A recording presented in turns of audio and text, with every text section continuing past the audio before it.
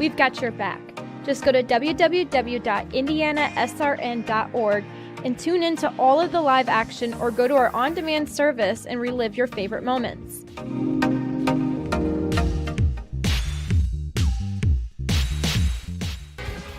In today's rapidly evolving energy landscape, compliance is more than just a checklist. It's the foundation of operational reliability, safety, and trust. And here in Indianapolis, we're honored to be at the heart of that mission. We collaborate with asset owners, operators, helping them stay ahead of NERC standards and grid demands.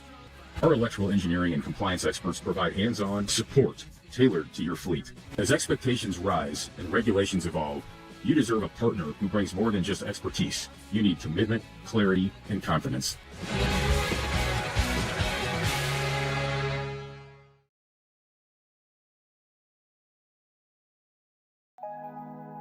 Did you know, according to the National Federation of High Schools, 80% of new officials quit the game after just 2 seasons because of abusive behavior from the stands and sidelines?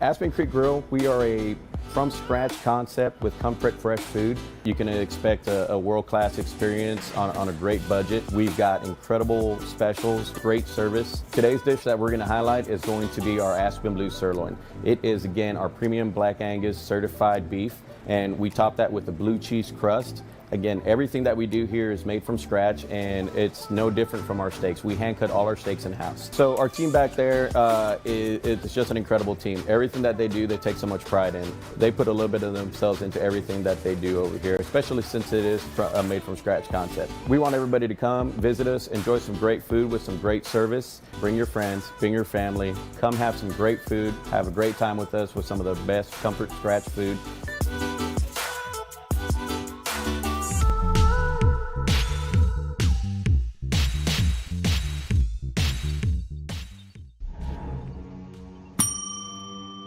Can I help you? Yeah, I'd like to order a hamburger, fries, salt, maybe a large vanilla shake. This is a trophy shop, can't you tell? You got carry out? Everything that you need, we have here at the shop. Very unique.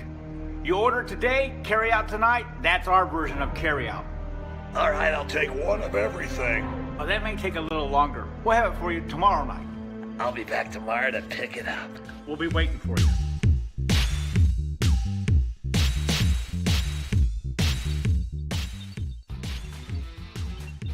IndianaSRN wants to put more kids on TV. And honestly, that's exactly what these kids deserve.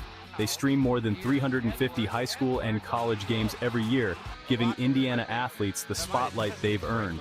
All games are free to watch with On Demand on their YouTube channel. The cost is amazingly affordable, which means more kids get their moment to shine. IndianaSRN, where you always have a front row seat.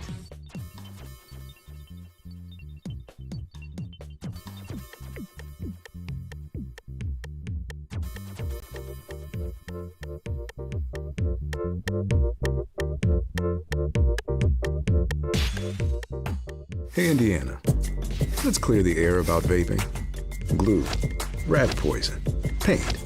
We all know these products contain poisons like formaldehyde, arsenic, and lead. And these are just a few of the chemicals you'll find in e-cigarette vapor.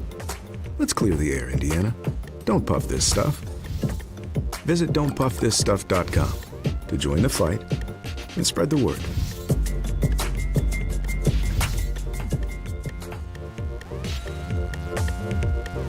We encourage you to follow us on Twitter at IndianaSRN. Find upcoming games, video highlights, and much more. Follow us now at IndianaSRN.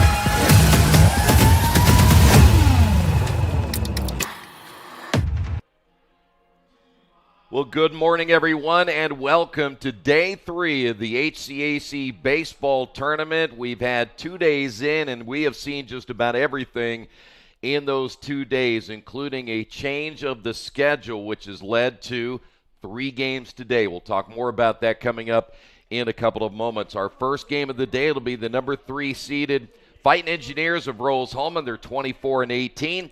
They'll take on the number 6 seeded Panthers of Hanover. They enter today's contest at 21-20.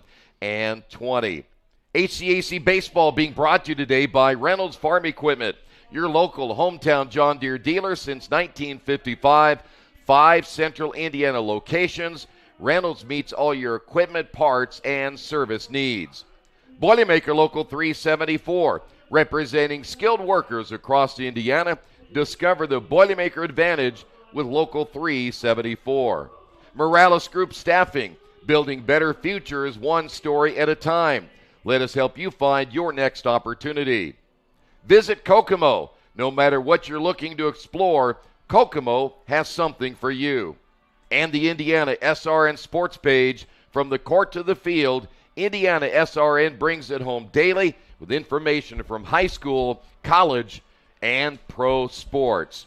Troy Derngowski, Chris Schumerth with you. Great to have you with us. By the way, what you see out there is called sunshine. We haven't seen it really consistently for the last couple of days. We had a lot of rain yesterday. It has thrown a monkey wrench into all of these teams trying to get to that championship game coming up later today. So we have 3 games today. This is an elimination game. The winner of this game will play in the next game against Earlham, who lost last night to Transylvania. And then the winner of that game will play Transylvania later today. And if by chance Transylvania does not win that game, we are back tomorrow for an if necessary game as well. Now, do want to point out one thing before we begin today. My color analyst, Chris Schumerth, he ate breakfast at about 7:30. Now, we understand from the formula that we have picked up earlier that Chris is really protesting this first game because when he eats breakfast at 7:30, he needs 4 hours of digestion time to get him ready for this game. So he may not be very active till about 11:30 today. But that's okay because we love you and we're glad you're here.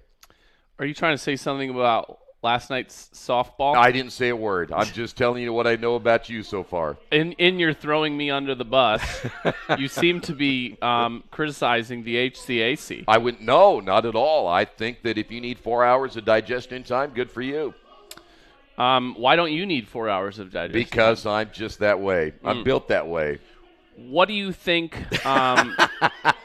that these 2 pitchers for the 2 clubs, do you think they need 4 hours of digestion Well, we're going to find out here in a little bit whether they need 4 hours of digestion time because they are going to have to perform today. And I think when you look at the numbers, Chris, there's no doubt about it. You mentioned to me off the air, this is kind of a toss-up because pitching-wise, you're really now starting to go very, very deep to try to find some arms because you have to strategize again in this game to get to the next game.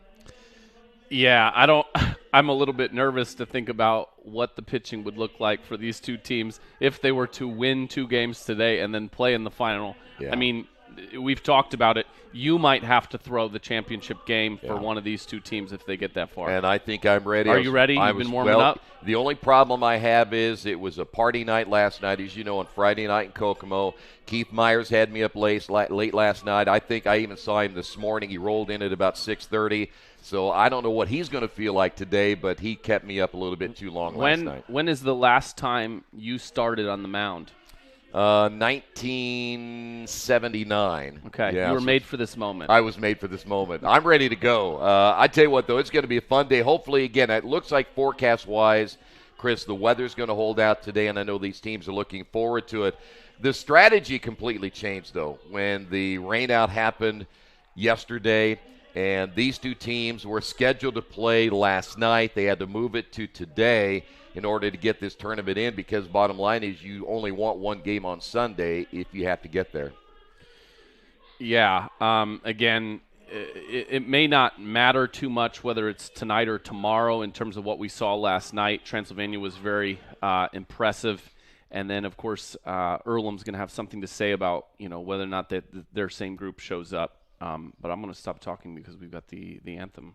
All right, we're going to go to the national anthem, and then we will talk more about the two starting pitchers and also a little about the meetings that these two teams had this year. The numbers are going to show you, though it was a 2-1 favor in favor of Rose-Hulman, they bottom line really dominated. Let's go to the national anthem.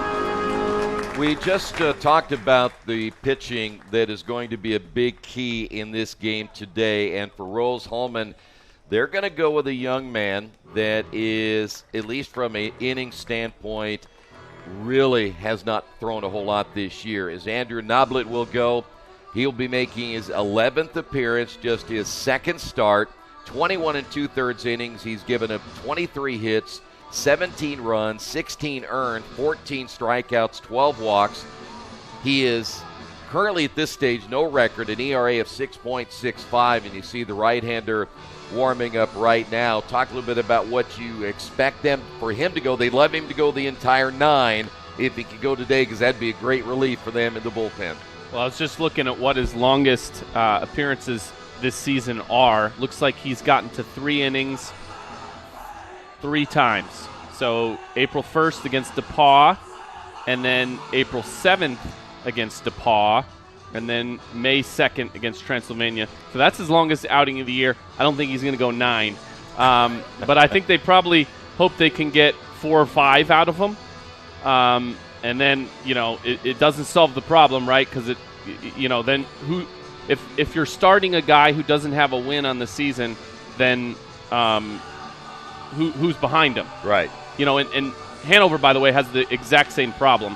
Now, Lloyd for Hanover has at least started multiple games this season. He has gone, 5 innings in certain outings. So that may be a little bit advantage Hanover. But again, same problem. Who do they have in the bullpen behind them? Boy, a lot of questions going into this one here this morning. And by the way, these two teams met 3 times this year. Hanover won the first game 9-7, and that is all she wrote, because after that, Rose-Hulman came back and they won the second game 16-0 in 7 innings, and they thought, you know what, that's not enough.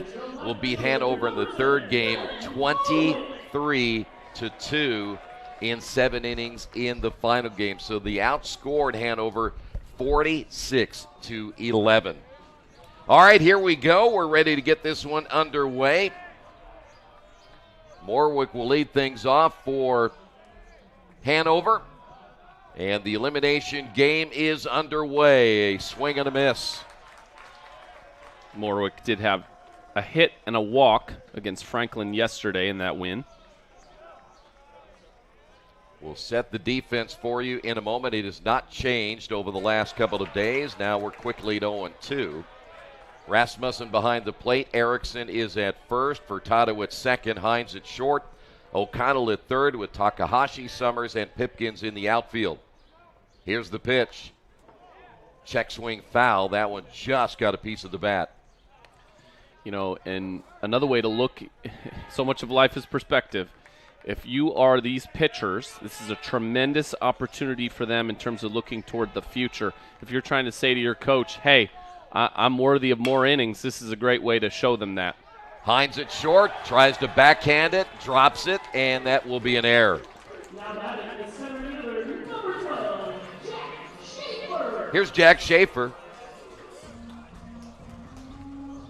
It's a good start if you're a Hanover fan.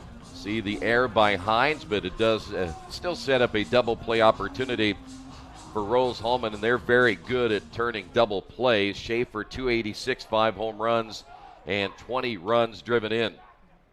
First inning brought to you by Subway Catering. He'll show bunt, and the pitch is a called strike. To continue this point, both these pitchers are sophomores. So they've got 2 more seasons in their respective programs, assuming they stick around. So this may be a great glimpse for the future for them. The 0-1, runner takes off, pitches high, throw down to second, a high throw, tag laid on, and they got him. Morwick thrown out trying to steal, and there's one away. Well, that's a great job by Rasmussen, not only to get the high pitch, but then even though the throw was high down to second base, it was a nice tag. That was really close. So 1 away. 1 ball and 1 strike now to Schaefer. Here's the pitch. Foul tipped, and it'll go to 1-2. And I do think you want to be careful about running yourself out of innings when you got both of these pitchers who are a little bit of a question mark. Pitch is outside. That's a great point. Take another look at it. Here's another look, slowed way down for us.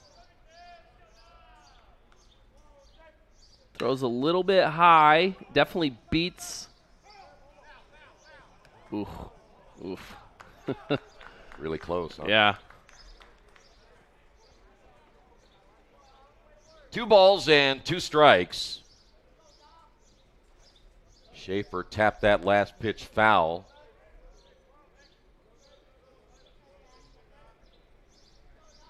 Schaefer will take his time getting back, knowing that he can perhaps interrupt the rhythm of Noblet, the right-hander. We will have not only this game, but then it will be back at 1:15 for the Earlham and winner of this game. Swing and a miss. Schaefer strikes out, 2 away, and a good start for Noblet. Here's Michael Kirk. Then Transylvania, they get a rest until 4:30. The advantage is with the Pioneers, not only from the rest standpoint, but the pitching standpoint for that championship game. And just the edge that they played with last night. They looked very confident. Yeah, they, as they say, they played like Earlham owed him something. It was quite a statement made by what Transylvania was able to do. We'll see what the Quakers have left later today. That one hit into left field. Takahashi coming on, sliding, can't make the catch. So Kirk will be at first base. I think they'll give him a base hit on that one. Here's Simpson. Yeah, you can't call that an error. Well, you can, and I've seen some really tough scorekeepers. Because they're not the ones out there sliding trying to make the catch, are they? Josh Simpson, 336 on the year, 9 home runs, 39 RBI. We saw him hit a home run in this tournament. We called it, again, one of the many no-doubters we have seen. We've only had 1 home run in this tournament that just got over the fence. Everybody else has decided to clear not only the fence, the trees, but the walkway that goes around the outside of the ballpark, as that pitch is a called strike. Hanover lost their opening game to Anderson. It was a heartbreaker. They gave up those 4 runs in the 9th inning, lost 7-6. They came back and beat Franklin 5-1 in 10. Pitch is outside. By the way, Anderson and Franklin both had to get on the bus and head home after elimination games, so Hanover is still here. By the way, Hanover this year, 9 neutral site games. They are 3-6. Rose-Hulman in neutral sites, 7-2. Pitch is low and inside. I was just looking. I was, in my head, I was like, did Transylvania win the championship last year? They did not. Do you remember who did? Manchester, right? That's correct, yeah. They weren't even here this year. No. 2 balls and 1 strike. The pitch.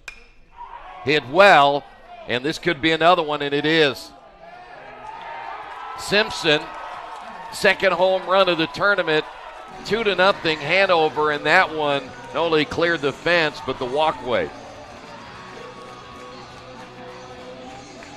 So Manchester's first opponent in the NCAA tournament, someone we talked about the last couple days, Denison. Wow. And they did lose. Yeah, who doesn't? So Simpson, the 2-run shot. Big mistake there by Noblet. You leave that out over the plate, and Simpson will make you pay for it. Here is Fox Spears, 278, a home run, and 16 runs driven in. I was watching Takahashi. I know he made a couple of steps toward the fence, but he's like, all right, forget it. And just a reminder to kind of fans who may be out there on and off throughout this tournament, Simpson, very interesting role in their first game against Anderson. He did hit a home run in that game. He also came in to pitch late and ended up picking up the loss. So good for him to stick with it in this tournament. That's a huge play early in this game. No balls, or I should say 1 ball and 1 strike now to Spears.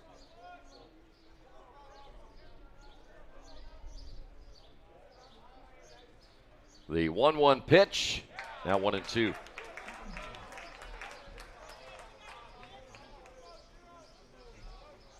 Hanover 21-20 on the year. Again, they're the number 6 seed in this tournament. They're hoping to at least get to the next round, and then you never know.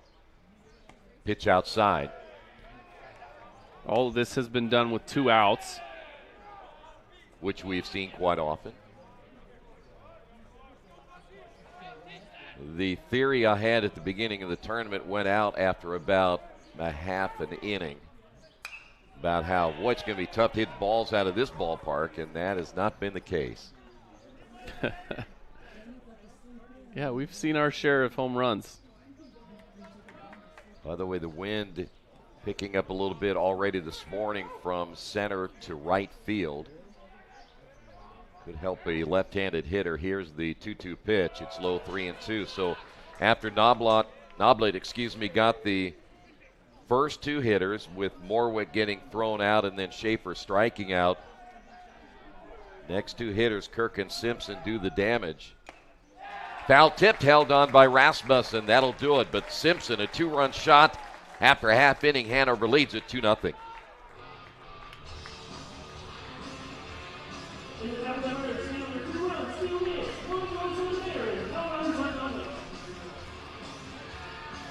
This is the hotel breakfast. It looked different online. Do you children like eggs?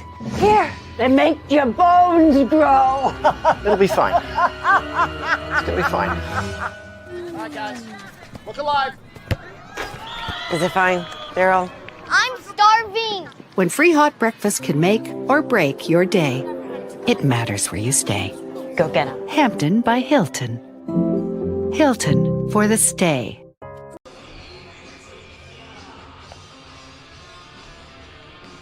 Well, Dylan Lloyd will be going for Hanover. His numbers look like this. Will be his 10th appearance, his 8th start of the year. He has thrown 34 1/3 innings, giving up 44 hits, 43 runs, 33 of those earned with 28 strikeouts and 23 walks. He is 0-5 this year with an ERA of 8.65, and opposing teams are hitting him at a 3.12 clip. So I don't think there's any doubt about it. The numbers really don't lie. He's going to have to really throw well today. And you mentioned earlier the most he's thrown is 3 innings in a game. So that was Noblet. Oh, that's Noblet. Lloyd has at least started all season long. His longest outing was his last outing against Otterbein. on April 26th. He went 6 innings. Okay. He's still, as much as he started this season, he has not won a game. But at least you kind of feel like, okay, he can probably go 5 innings. He had some control issues early in the season. His first few outings, he walked 4, 5, and 4, but that did significantly improve over the course of the season. His last few, he was a bit better than that. Jackson Summers will lead things off for the Fighting Engineers. 358, 3 home runs, and 33 runs driven in. And the first pitch, a called strike. Now, the last game of the series, Rose-Hulman won that game 23-2. And Jackson Summers drove in 5 in that win. Pitches up high. Now, he wasn't the only one, because Sam Erickson went 2 for 4, had 4 runs driven in, scored 4 times. This one hit up the middle. That'll get through for a base hit. And Summers is thinking, you know what, I'd like to face Hanover pitching all the time. Connor O'Connell had 3 runs driven in. He went 3 for 6. So it was a big day offensively in the second game of their doubleheader. And do you want to know who started that game for Hanover in that 23-2 game? Yes, sir. Dylan Lloyd.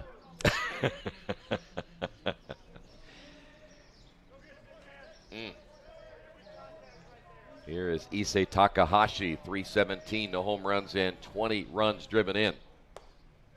Pitches outside. And again, perspective, how you look at things.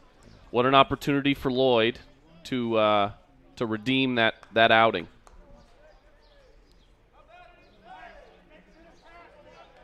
Well, he got some help with that 2-run home run in the top of the first inning.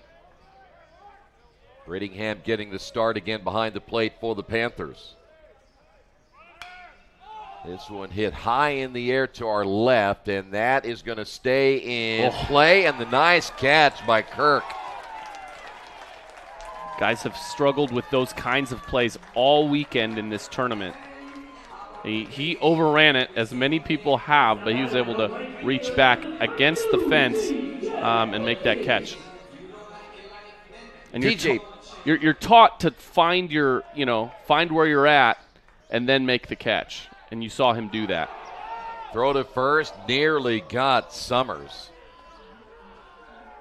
Rose-Hulman, not a team, as we've talked about many times. They don't run a whole lot. TJ Pipkins, 377, 4 home runs, 37 runs driven in. And one of those home runs was yesterday.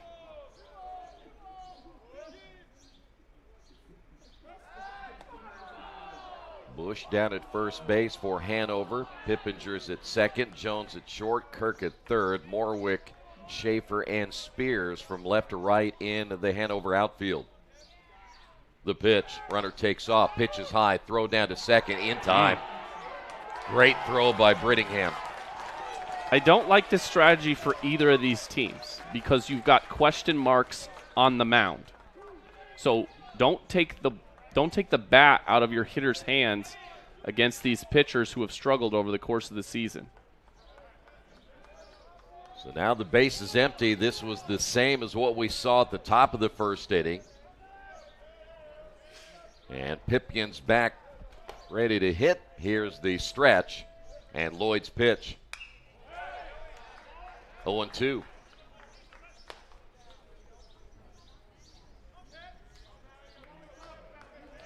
By the way, the HCAC softball tournament having the same issues scheduling-wise as we are, and they'll get their tournament going again. There's a swing and a miss, and a good start for Lloyd and Hanover. Panthers lead at 2-0.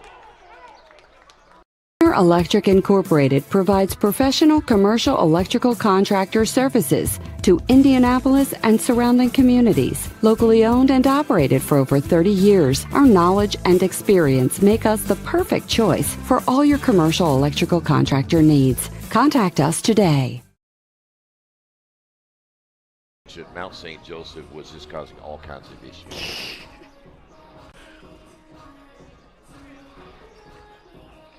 Back once again here in Kokomo. Sunny day, and we deserve it.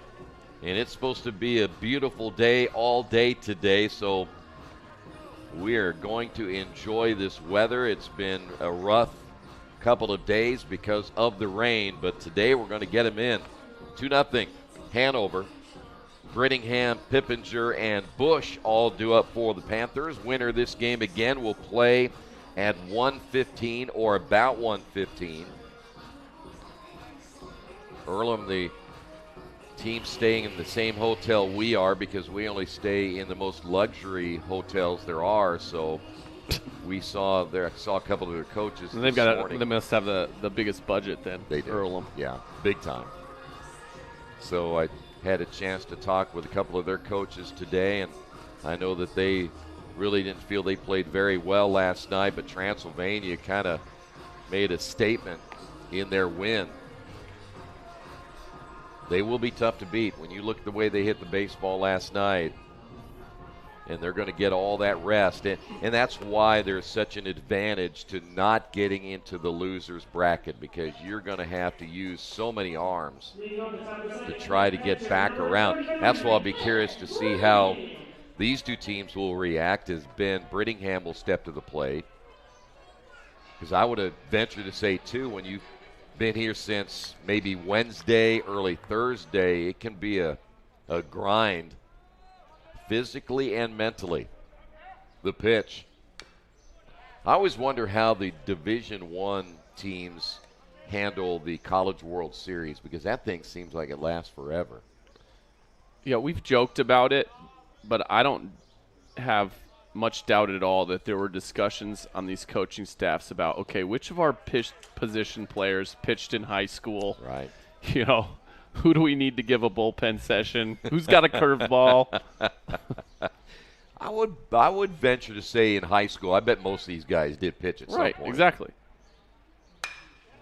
High fly ball, center field. Summers on the run, makes the dive, and he makes the catch. Great play by Summers. Summers has been really good in this tournament in every phase. I was telling you this morning, the thing about this Rose team, because it's almost impossible with where their pitching is for either of these two teams to win 2 games today and then to end up in the final against Transy. But if someone was going to do it, I mean, this Rose-Hulman team is just full of savvy veterans. Yeah, they've been here before. As that one fouled away by Pippinger. You got your Pippinger, you got your Harms, your Summers, Takahashi. I mean, these guys are scrappy baseball players. And it's quickly 0-2. O'Connell. Yeah.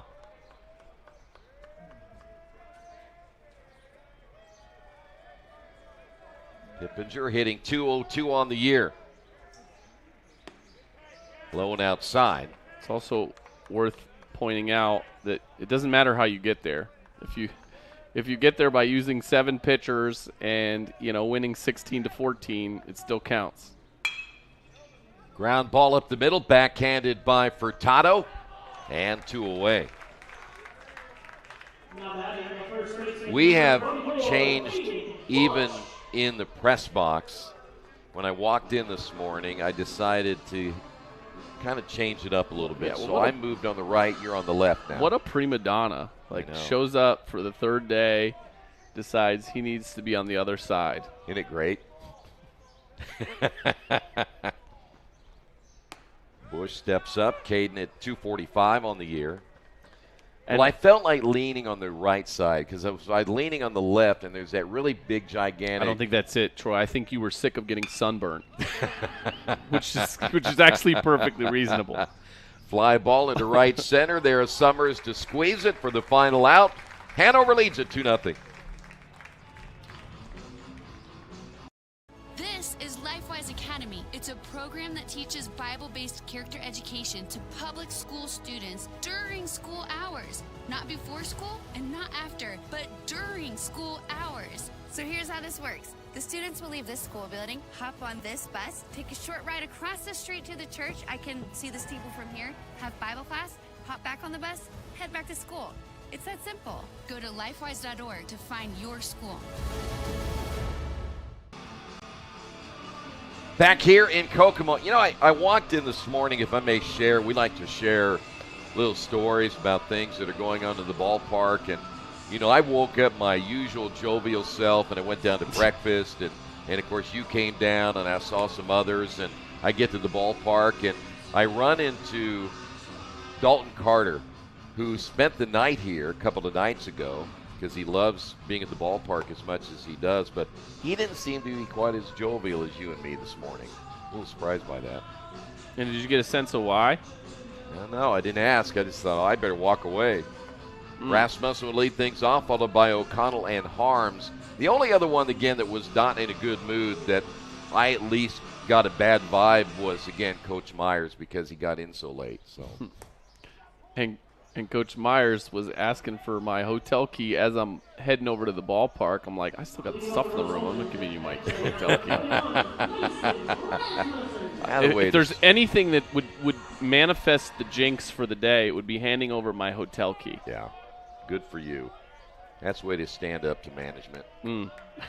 Here is Mason Rasmussen. And the pitch by Lloyd in there for a strike. Wait till Jerry and Keith get your bill for all these games.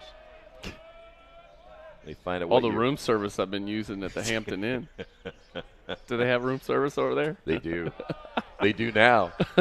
1 ball, 1 strike. They're like, we don't have anything, but we can bring you like some trail mix. Got it in a big old bag, do they? Rasmussen, 287, 3 home runs, 24 runs driven in. Hit to the right side. Bush will flip on to Lloyd, 1 away. That'll bring up Connor O'Connell, the veteran third baseman, 313, a home run, 29 runs. Game handily. Shortstop Jones playing more up the middle. Pitches outside for a ball.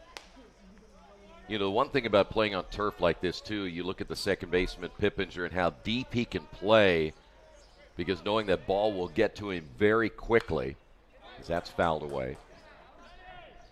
What an advantage it is for these infielders. Of course, sometimes it can be a disadvantage. Always get a true hop. We talked about that yesterday as well. You really never have to worry about it hitting a pebble or anything like that. So, I mean, if they lined up like that against you, you just bunt it down the first base line and, all day long. Speed it out, yeah.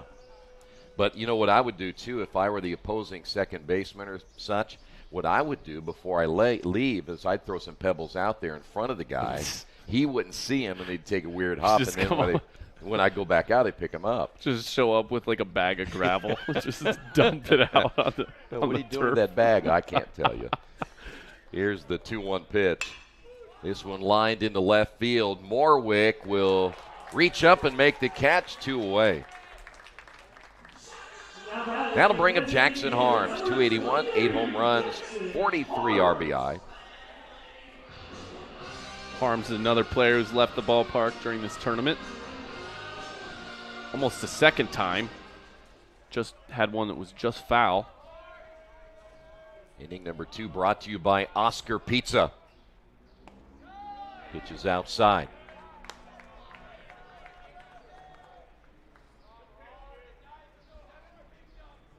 Bottom of 2-0 Hanover. Ouch.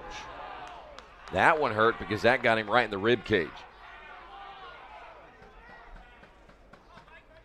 You don't mind taking one for the team, but there's some areas on the body where you just don't really want to get hit very hard.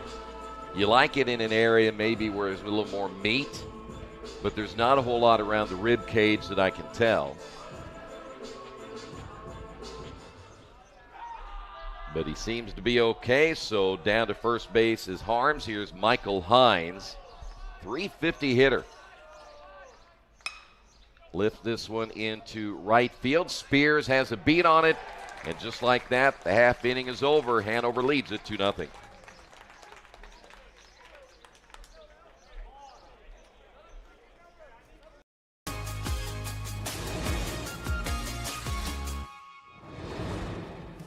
Let's hear from O's. a senior biochemistry major from Syria. At Earlham, students can pursue applied minors like medical humanities to personalize their education and make unique connections between academics and personal interests. These programs also unlock opportunities for students to integrate international travel or co-curricular experiences into their core area of study. Tell us all about it, Alice. Take it away.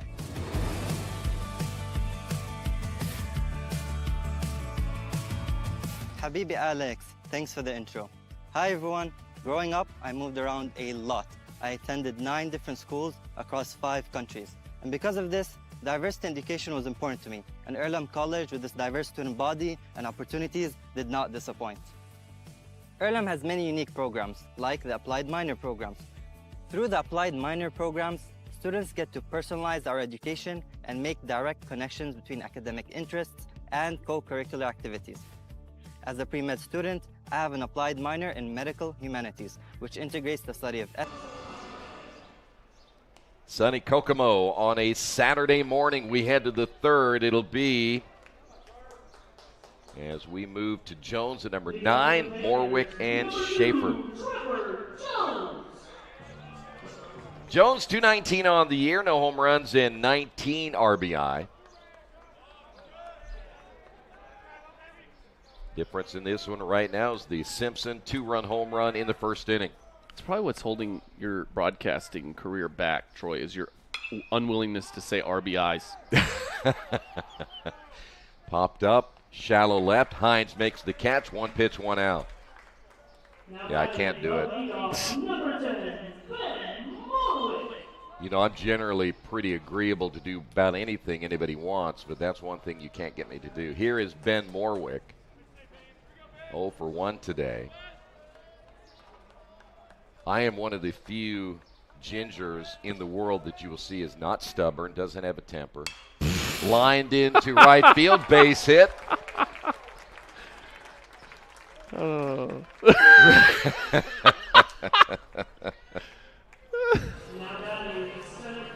feel like right now I'm being ganged up on. Here's Jack Schaefer. You know, I'm glad that Noah's here, our camera guy, because he's the only one that really, truly understands nice to me. you. Yeah, he understands me. Schaefer struck out in the first inning.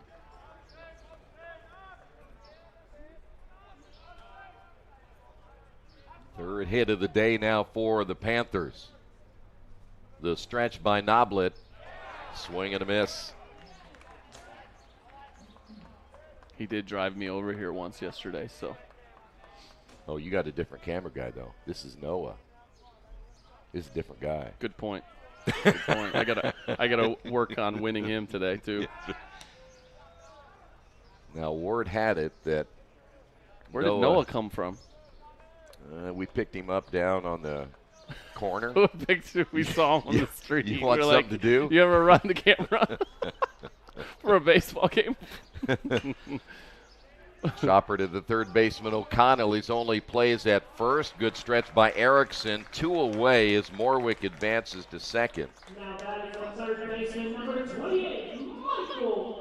Well, it's easy to get a camera guy. You do 2 things. First off, you tell him you get a free shirt. And number 2, you pay him the same salary as our color analyst is getting, and he will be here in a moment.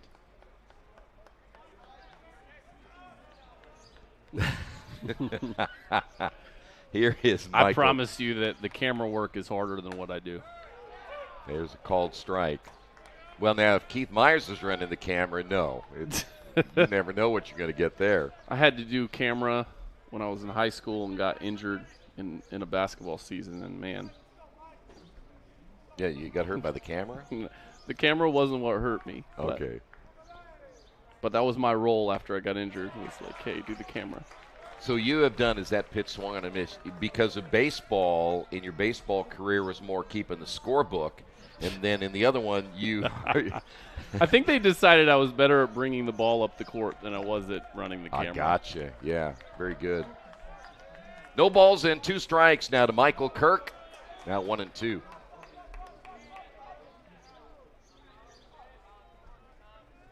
Keith's tried to get me to do it a couple times. I promised him that he's got better people available. Have you seen him run the camera, though? I don't know that I want to. No, you don't. The 1-2 pitch gets away from Rasmussen. The runner, Morwick, will advance to third. I think that's a pass ball there on Rasmussen. The art of delegating. That's what you do? If I had a business, yes. But I don't, so Keith has to do it.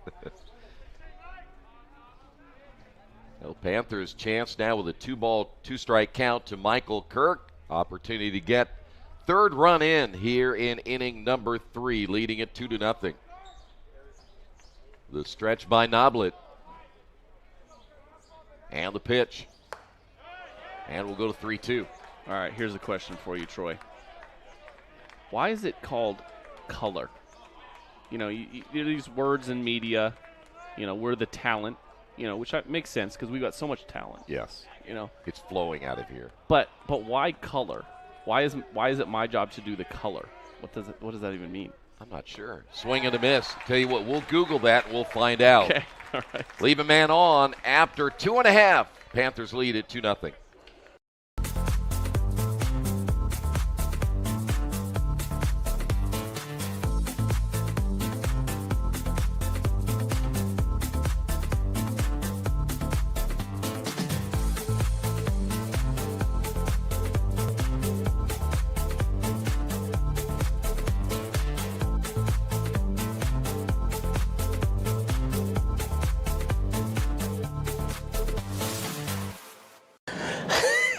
I'm Arvind Tapalia. I am Associate Professor of Physics at Franklin College.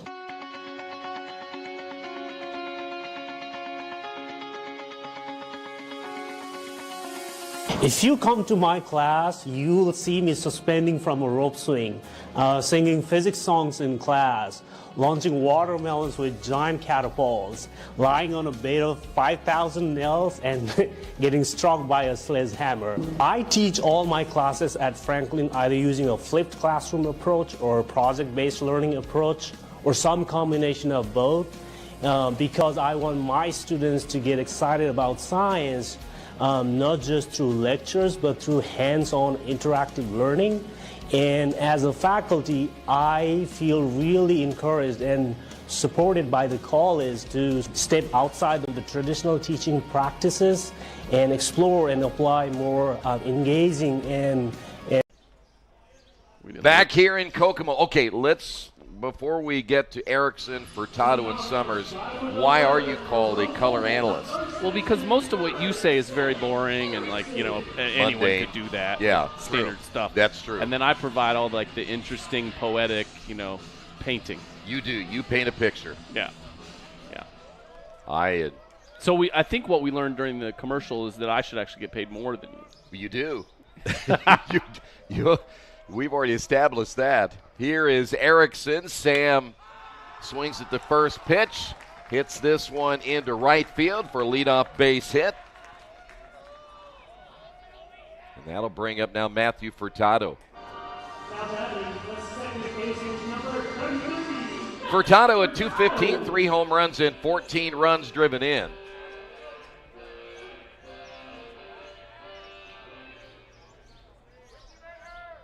That is, by the way, just the second hit now for the Fighting Engineers. Pitch is outside. That ball almost got away from Lloyd.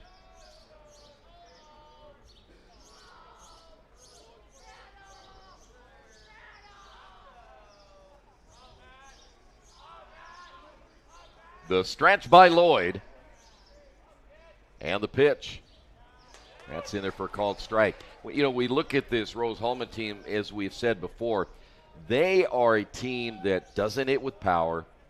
They don't steal bases, but they do find a way to manufacture runs, and that's what has made them successful this year. And it was also, in many ways, kind of a detriment for them because I don't think, other than some instances this year, they had not scored runs in bunches.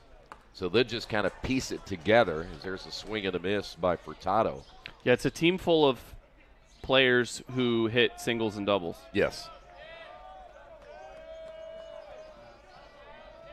1 ball and 2 strikes for Tato in the number 9 hole.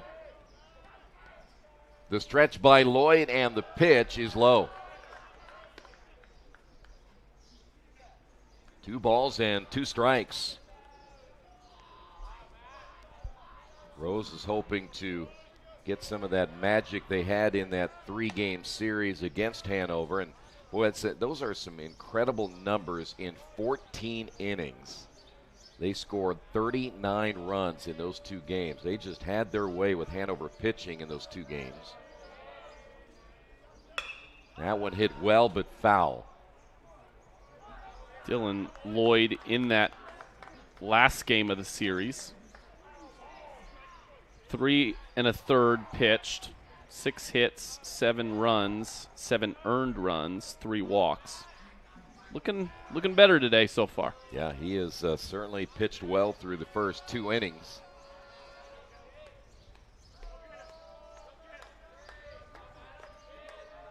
The stretch and the break-even pitch, and a good breaking pitch right there to get Furtado. 1 away. Here's Summers. Inning number 3 brought to you by Hacienda Mexican Restaurants. I want to remind you, too, that today's broadcast is a copyright production of the HCAC and HCAC.TV. Any use, reproduction, or distribution of audio or video without the express written permission of those entities is strictly prohibited. Are you going to get over to Hacienda today? I am. Right in between. We got 45 minutes between games, plenty of time. Popped up right side, and that'll drift out of play. As we already established, what you do isn't that hard anyway. We could just get Noah to hop over, take your spot for a few innings while you get the rest of your meal. If he's really any good, he'll do both at the same time. He can do both. Yeah. Just all you got is stretch a cord over there, and he can just move it back and forth and talk. Here's the 1-1 pitch. Anybody who thinks this is rocket science and they're like, oh man, you guys are, come on, really? There are a lot of people in my life that you couldn't pay enough money to try to do this. I do feel kind of like this is, we get paid to have fun. We do. That one hit into center field. Erickson on his way to third. Runners on the corners. Summers now 2 for 2, and that'll bring up Takahashi. I'm not going to, listen, let's just be honest, it's better than working. Yes. But I can also tell you, as I watch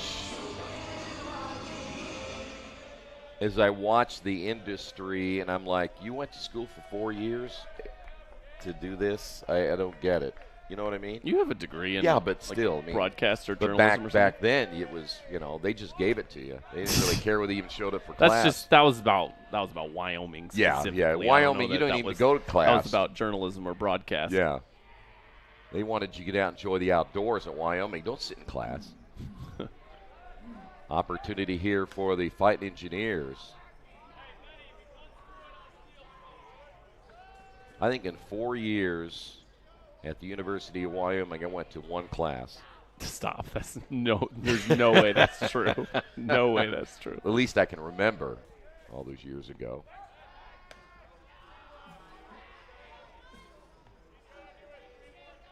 I think they told Laramie, right? Laramie. 7,220 feet high. The Cowboys. Cowboy State, yes, sir. Here's the pitch. Runner takes off. Bunt laid down. First base side. Lloyd. Nobody covering the base, and he's safe, I do believe. Yes. Great play. Run scores. Takahashi laying down the surprise bunt right there. Gets the run across, and there was a mix-up between Lloyd, Bush, and Pippinger. Now, I want to point something out because I've rolled my eyes a few times this weekend when guys have slid into first. There is actually an instance where it makes sense to slide into first. It's when maybe your path is blocked or maybe you're avoiding a tag. He wasn't avoiding a tag there, but I can actually live with that slide into first because it was a very very weird play where he's just trying to find his one little slice to get to the base. Well, and he didn't even look like he hesitated at all at the base either. A lot of times you see that slide and they kind of go up. He went right into it. Here's T.J. Pipkins. Pipkins struck out back in the first inning. Lead cut in half here in the third.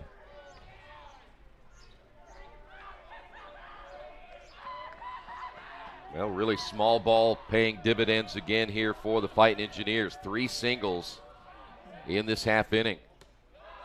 Ball gets away from Brittingham. Runner's going to take off, and there will not be a throw. That'll be a pass ball on Brittingham, and now runners at second and third. To continue the point, yes, if he had run that through, he might have been taggable by Bush. But since he slid, he was ensuring that he was gonna beat Bush to the base.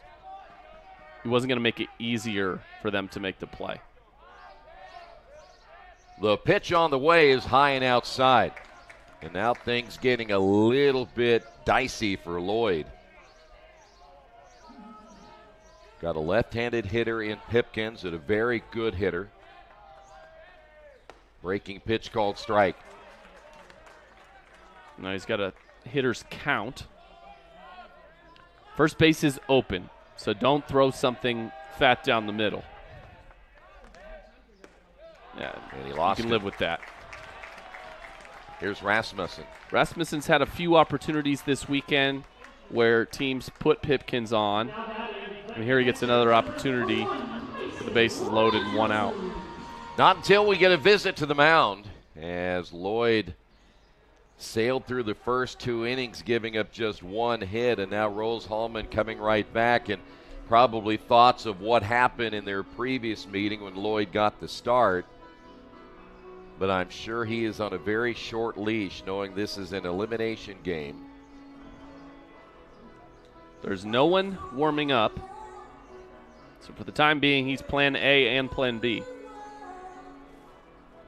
Rasmussen 0 for 1 today, 287 on the year. And he can be a free swinger. He loves to see that first pitch, and if gets an opportunity to drive it football. You've ever seen his highlight film? He's a tough dude, man. Where did he play? Well, you played in a couple of high schools, right? 2 high schools, just Monrovia? Okay, so just Monrovia. I thought maybe he'd gone somewhere else, but just Monrovia. Ooh. I don't think Lloyd really wanted to throw that back there. No, he didn't. Hey, can somebody go over there, please?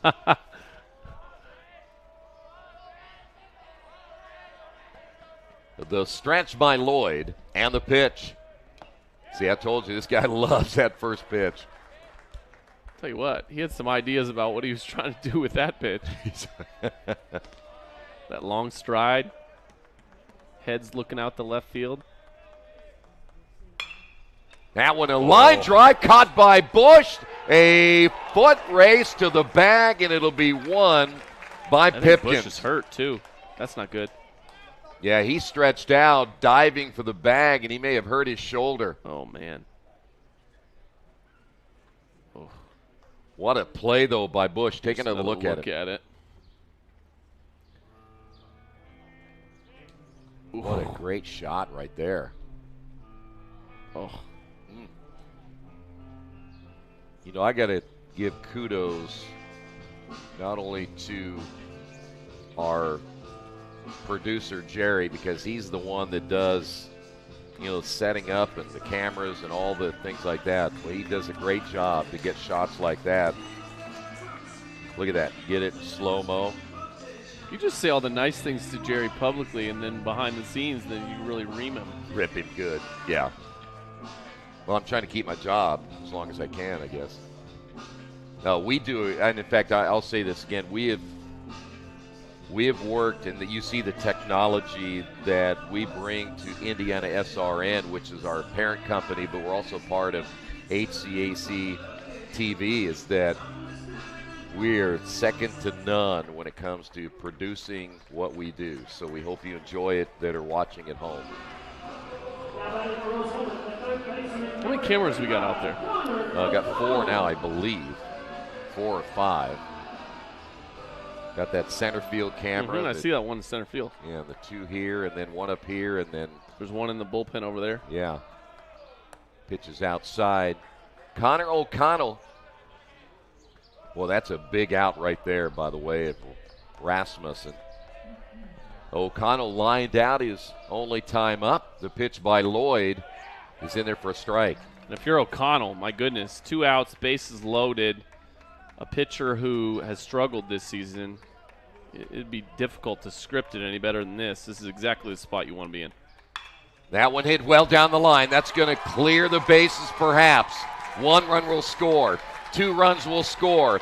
Rounding third is Pipkins on his way to the plate. And a 3 RBI at bat for Connor O'Connell. And the Fighting Engineers have now built a 4-2 lead here in the third. Great piece of hitting, and the runners were off on the sound of the bat. And O'Connell at second base with the double.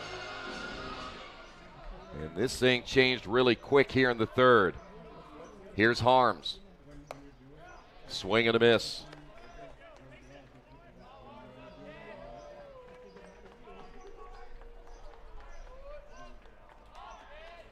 The pitch. Grounded back to the pitcher, Lloyd. That should end the half inning, but the damage done thanks to Connor O'Connell. Rose-Hulman leads this one 4-2. At Riskwork, we're Team Indiana through and through, from coaching youth basketball to protecting critical infrastructure. Like our partners at IndianaSRN, we invest in people first. That same grit and leadership on the court drives our work in cybersecurity. We help businesses stay secure, resilient, and ready with no guesswork. If you can trust us to protect the grid, you can surely trust us to protect your Indiana business. There for the Fighting Engineers, and now Noblet back out for another inning of work. He'll be facing Josh Simpson, who hit that 2-run home run in the first inning.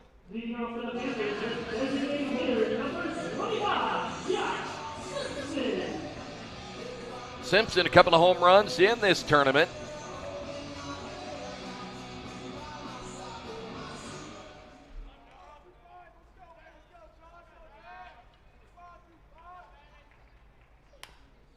That one tapped back to the pitcher, Noblet, so that's a good start for Noblet and the Fighting Engineers. A quick out here in the fourth. Here's Fox Spears.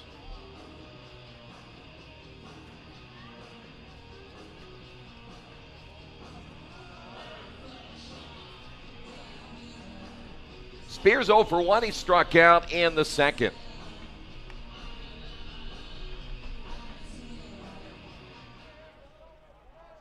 Go back to the previous meeting again when we had mentioned Lloyd is the starter, and Rose-Hulman eventually getting to him here again in this elimination game. There is no activity right now in the Hanover bullpen.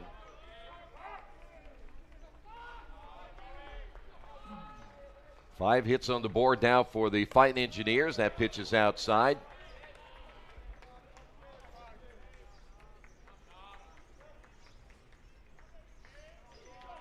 Spears 278 coming in.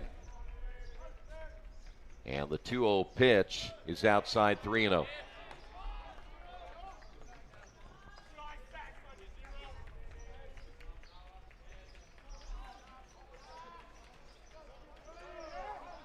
The 3-0 pitch taking all the way, and we'll go to 3-1. Again, game 2 today at around 1:15. Again, we say that's approximate. It'll always depend on how this one will go. But Earlham. And how long, like, the teams need to digest food and that kind of stuff. Well, that's pretty evident. There will be, I think, I heard the bylaws will be changing next year, that will schedule the games about 4 hours apart after the completion of the game. That way everybody has it all down. Here's the 3-2. Hit foul. You know, digestion is an important part of everybody's life, and I think we should not make light of it. and I find it offensive that people do. Can you tell? That, and I mean, baseball is such an active, like, everyone is always moving, and so, like, you know, there's no sedentary part of this game at all. Yeah. Here is Ben Brittingham.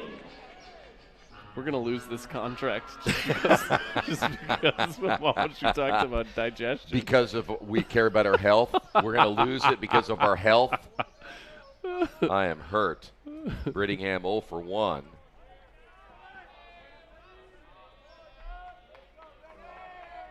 The stretch by Noblet and the pitch outside. Listen, next year we're going to have videos of PSAs that will show that we care about people's health. We'll show the complete digestive system.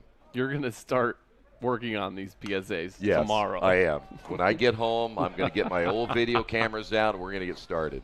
I will show you. That's what's been missing on IndianaSRN's programming for a long time is our PSAs. I like it.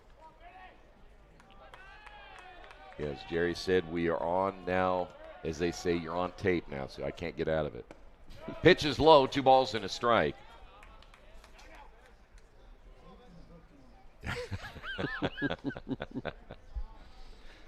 What else should we PSA about between now and next year's HCAC? Well, I'll tell you one thing we won't do here in a minute. This one lined into center field. That'll fall in for a base hit. Rounding third is Spears. Here comes the throw. It's going to be cut off. And now runners at first and third, 1 away. Brittingham getting a solid single. And that'll bring up now Trey Pippinger. One thing we won't do, in fact, it will be a do not do video, is do not look like Keith Myers. Do not look like him? Yeah, don't look like, because you don't want to get his workout video anywhere close to what we're doing.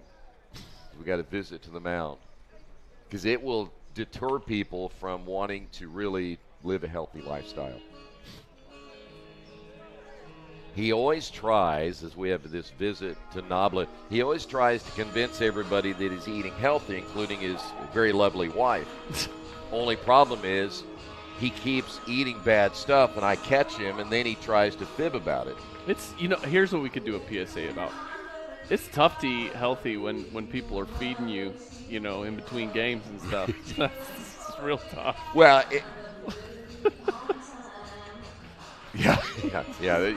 Jerry's right. When Keith has got that little smirk on his face, you know he's not telling you the truth about eating. I got to tell you, though, and I use this line quite often, I am impressed with people like yourself. Now, Noah's here, and he will get part of this business, too. You guys eat like you're headed to the electric chair tomorrow morning. It is amazing what you guys do. I've not eaten so much jerky in my entire life as I have in the last 48 hours. That one to the right side.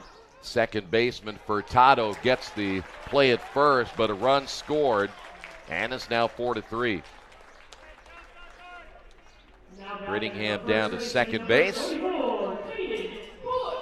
Well, if you're anything like Tony Donahue, the reason why you eat so much jerky is because it's or the sticks is because it's free. That guy. That's what I'm saying. Like, it's so difficult to eat well when people are just dropping food in front of you. Here is Caden Bush. The stretch by Noblet. That one hit well into left field. Here's another no-doubter. This time it'll be Bush. Second home run of the ball game for the Panthers. Didn't think Hanover was going to go away quietly, did you? Boy, no kidding. And Hanover, let's not forget, I mean, they had that first game in this tournament was so heartbreaking. They were winning the whole way against Anderson. They end up losing in the ninth.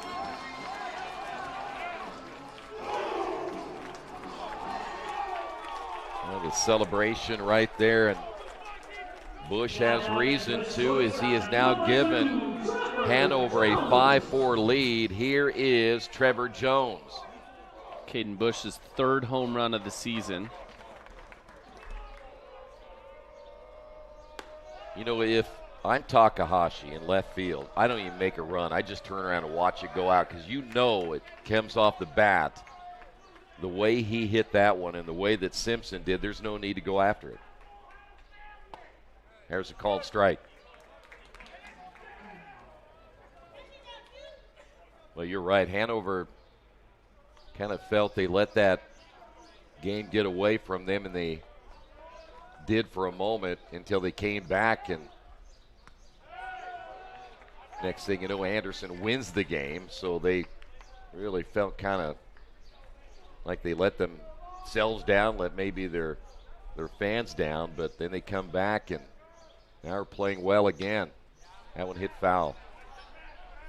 Well, we know too much. Again, in all the games we've seen in this tournament, you just never know. Momentum changes so quickly on one pitch. And in all seriousness, our conversations about the weather and manifesting and all that stuff, we've seen some really good baseball, I think. And some unexpected things. Yeah. We saw an in the park home run yesterday. That was so exciting. Yeah. First one I've seen in a long, long time. Saw a successful squeeze play. There's another base hit.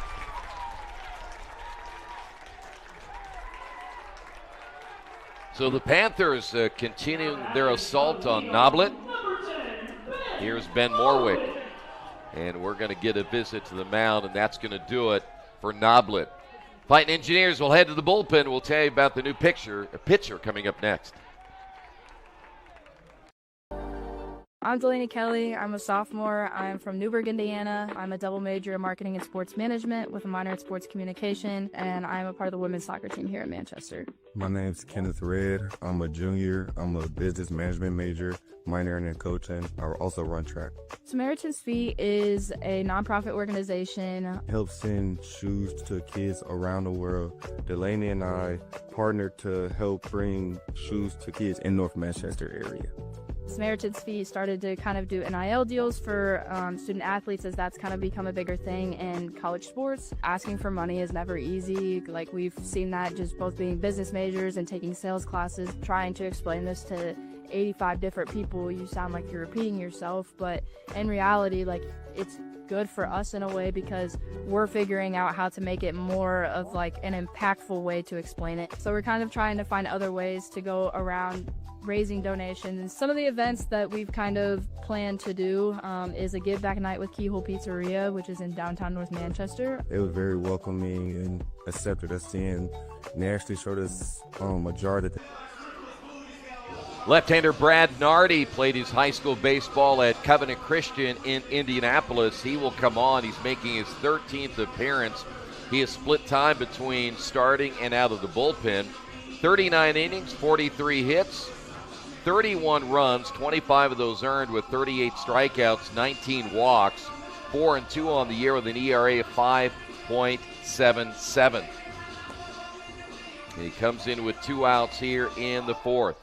Really interesting. If you look at Nardi's numbers and you look at Noblet's numbers, you say Nardi should have started. Why didn't Nardi start? He's got 4 wins on the season. He started 8 games. Those are significantly better or more impressive, quote unquote, than Noblet's. But so 2 things there. Maybe they were thinking, okay, maybe we could start him in the second game, or maybe they're just thinking like, how can we get stronger as the game goes on? And they get 3 2/3 from Noblet. I think they feel pretty good about that. They're down 5-4. The game's still very much alive and in range. And now we're going to hand the ball to another starter-type pitcher. Nardi 5'8", 185. He can also play in the outfield if need be. So he will come on as the leadoff hitter. Ben Morwick will step to the plate. Morwick reached on an error in the first inning and then singled in the 3rd.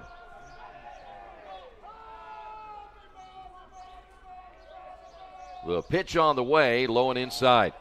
Got caught stealing in that first inning, kind of prevented Hanover from getting anything going in that first frame.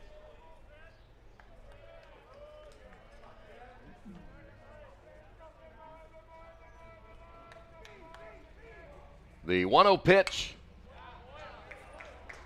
And we'll go to 1 ball, 1 strike.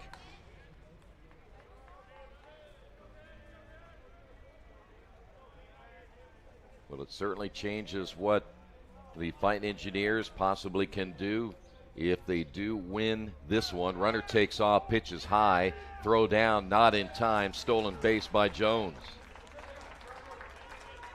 So they have another runner in scoring position here in the 4th.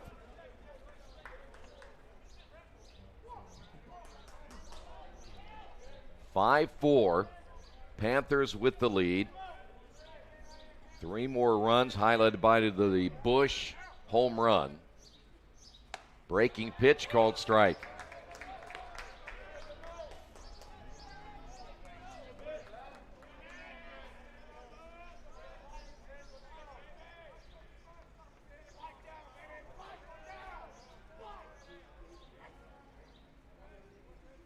Here's the 2-2 pitch, 3-2.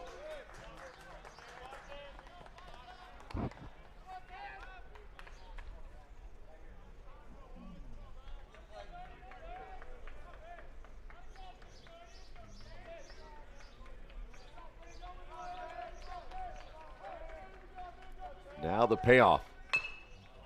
Chopped right side. It'll be a fair ball, and Erickson steps on the base. That will do it, but how about the Bush home run? We go back and forth. Hanover leads at 5-4.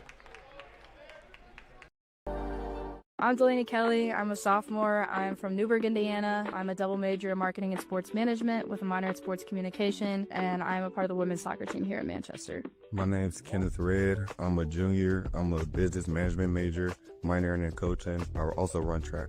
Samaritan's Feet is a nonprofit organization. Helps send shoes to kids around the world. Delaney and I partnered to help bring shoes to kids in North Manchester area.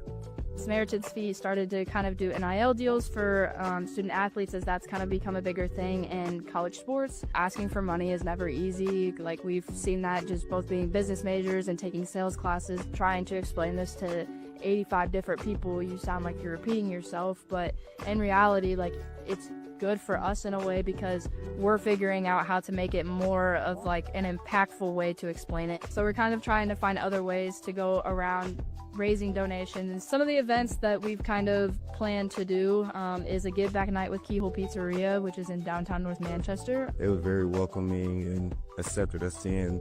And they actually showed us a jar that they got going on where they actually give back to homeless already. So when we came in with the idea of 2 college students coming in trying to give back to North Manchester, they was excited about the idea. So we got that going. Then we also have a cornhole tournament that we're trying to put in works. Our biggest goal is we would like to at least be able to get a $25 donation. Hit at the bottom of the 4th inning, brought to you by Hampton Inn of Kokomo. Michael Hines will lead things off. Hines 0 for 1 today. Came in hitting at .350 on the year. Each team now with big innings. 4 runs for the Fighting Engineers in the 3rd, but Hanover has come back to take the lead. And the pitch by Lloyd is in there for a strike.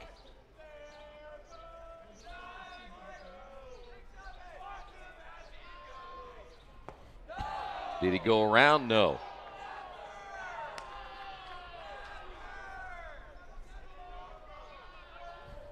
One ball and 1 strike.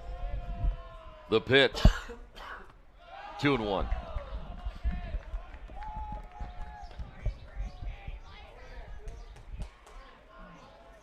Berlin players here already watching this elimination game. They'll be involved in the next one.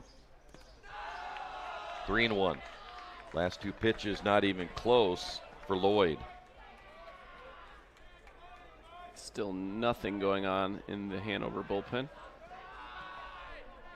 which again continues to sort of show he's playing A, he's playing B, he might be playing C today. That's right.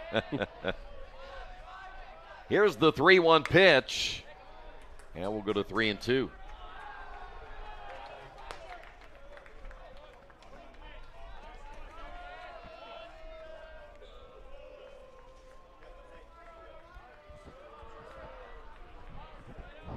Hines flew out his first time up. Reaches out, pokes this one to the left side. This is going to be a very, very difficult play, and it's not going to roll foul, though Kirk was hoping maybe the field was a little uneven over there. So Hines with the infield base hit. Here's Erickson. I don't know if you remember, and I forget who the player was in Major League Baseball years ago. There was a ball that was hit down the line. He's blowing it, trying to. Well, and these fields are generally very level, so I don't think that was going to work today. Yeah, and it wasn't even that close. No, it wasn't. They just all knew they weren't going to throw him out. Erickson singled and scored in the third. Erickson has shown in this tournament a willingness to sacrifice, so I won't be surprised if he squares around here. Do you know what that was for right there, the umpire? No. Because I think he gave the stink eye that time to Lloyd. I don't know what happened, but he marked it down in his book, and the last thing you want is to have somebody marked down in your book. Naughty or nice, that's right. And apparently something was naughty there. 1 ball, no strikes. We need to have, well, I was going to say we needed Coach Myers over here to go really find out what's happening, but he usually would stay up here. Here's the pitch. That one hit well into right field. That's going to fall in for a base hit. Rounding third is Hines. He'll advance on to third with no throw. Now runners on the corners. Here's Furtado, and now things getting interesting again. Erickson's had a nice weekend out of that 8th spot in the order. He's done a lot of productive things. Not only does he get on base there, but he moves the runner over to third. Furtado struck out in the third. Rose-Hulman sent 9 hitters to the plate in the third. They ended up scoring all 4 of their runs, but no outs here in the fourth. The pitch. 0-1.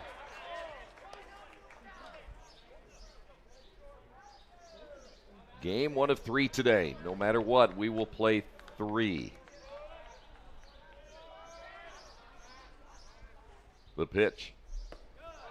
Do you want to disclaim for the audience what that scenario is where we wouldn't get 3 in? Well, it's one team if I was told not to. Okay. The 1-1 pitch. Fly ball center field, should score the run. Schaefer makes the catch. Hines will score. Sacrifice fly for Furtado. And just like that, we're tied at 5.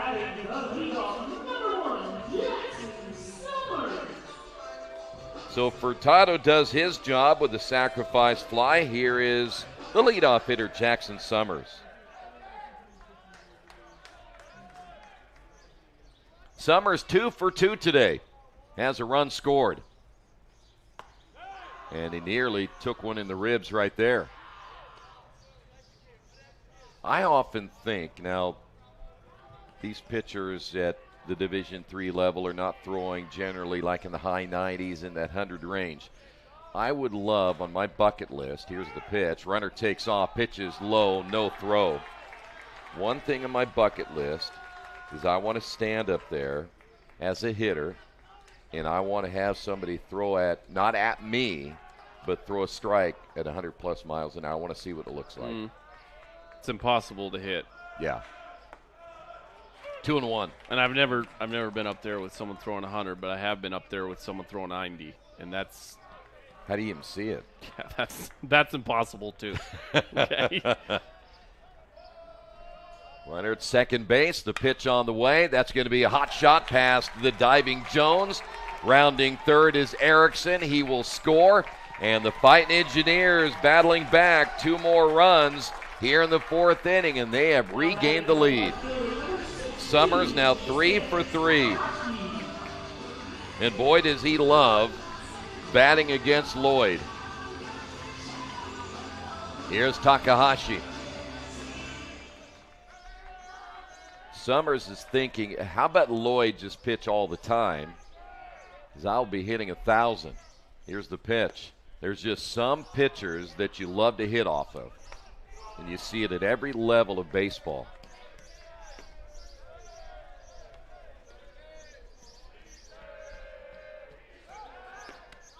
You know, there's really no different in baseball as it is really in any other sport, that if you find a player that has success against one team, it's everywhere. And for whatever reason, they just feed off of the other team. The stretch, Lloyd will throw to first. By the way, Pipkins in the on-deck circle, right at the circle. He's getting that. He's the only one that really does that, I believe, because he wants a really close look.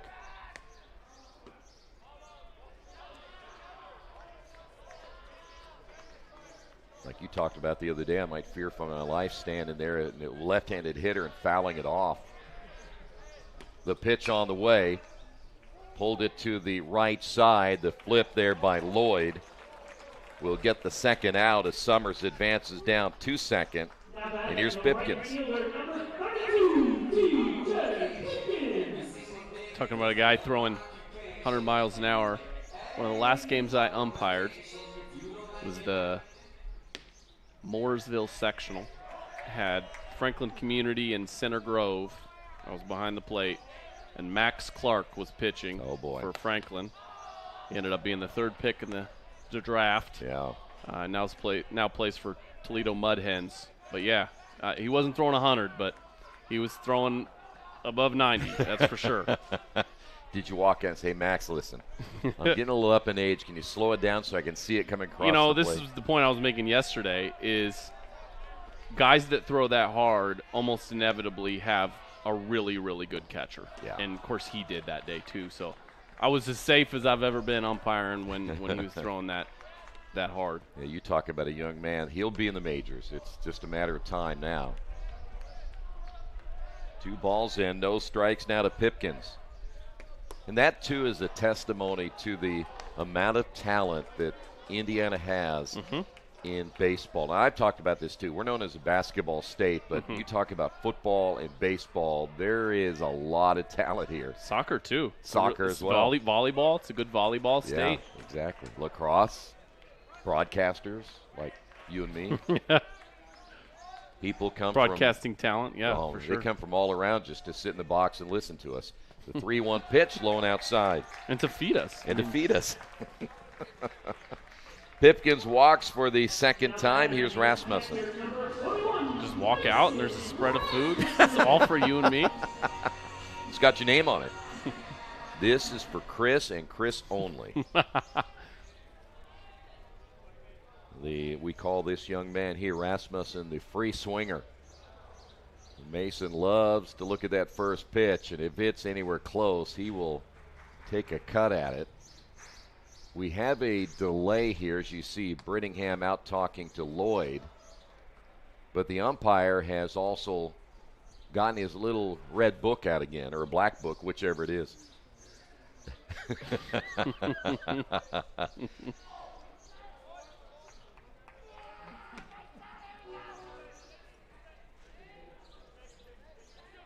So now, that was I don't understand the whole hand signal thing in baseball. Do you think anyone up in this booth knows what he's saying when he does I that? thought he was just waving. Hey, you're a nice umpire. Hello, buddy.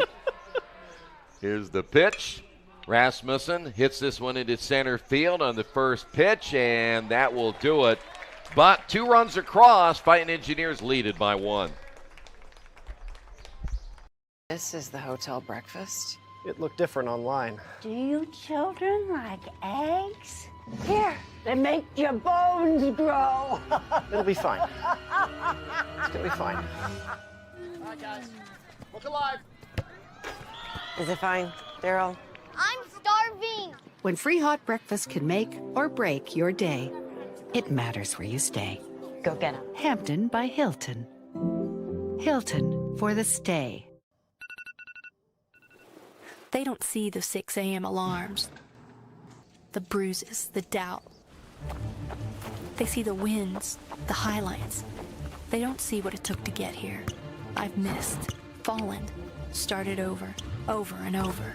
But every time, I showed up again, not just for me, for my team, my school, my future.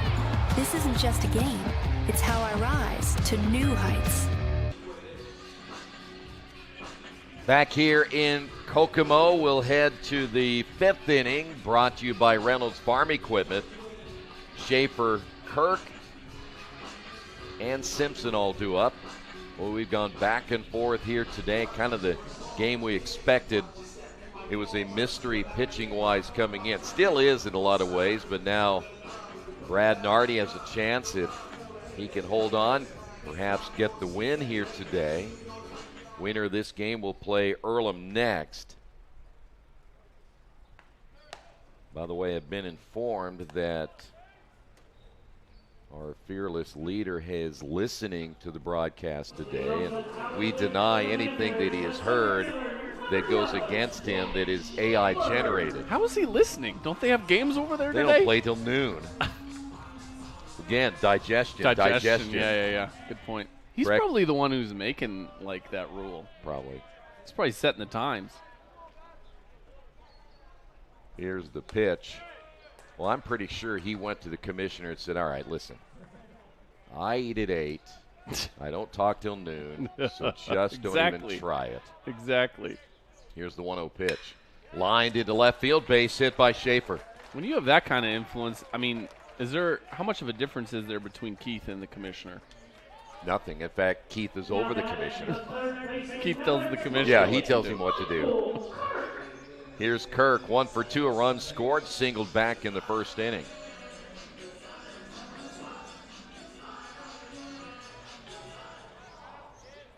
When you're a Hall of Famer, you pretty much get what you want.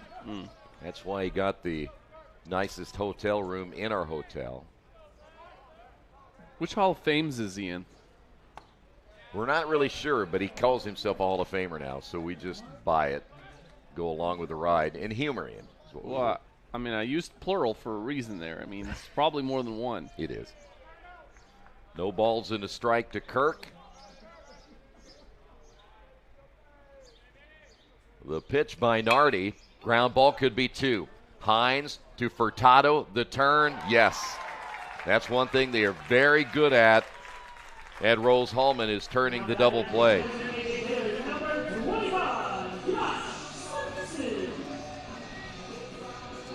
Here's Simpson. Home run back in the 1st inning.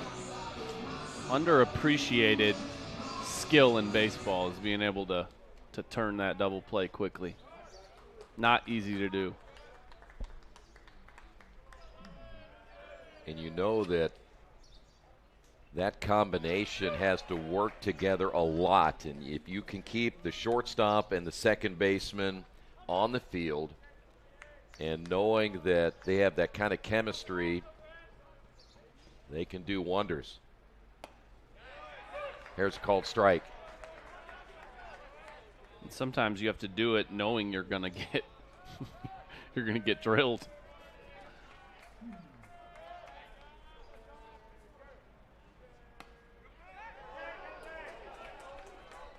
One ball, 2 strikes. Got to be careful with this guy.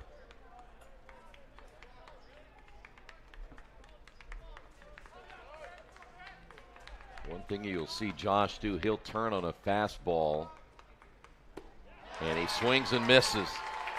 That'll do it for Hanover in the 5th. 6-5, Rose-Hulman. Electric Incorporated provides professional commercial electrical contractor services to Indianapolis and surrounding communities. Locally owned and operated for over 30 years, our knowledge and experience make us the perfect choice for all your commercial electrical contractor needs. Contact us today. The Mount didn't just teach me, it changed me. My professors pushed me to think bigger. My mentors led by example, lighting the way. And every step, I leveled up. Now it's my turn to teach, to inspire, to pay it forward. Because every challenge, every late night, every aha moment, every grind has taken me to new heights. Well, Dylan Lloyd still out on the mound for the Panthers. 6'5", Rose-Hulman. As you mentioned earlier, Chris, both Carter's at first and third. Here's Michael Hines. And that may be it for Lloyd, and it is. New pitcher coming up for Hanover. Rose-Hulman leads it by 1.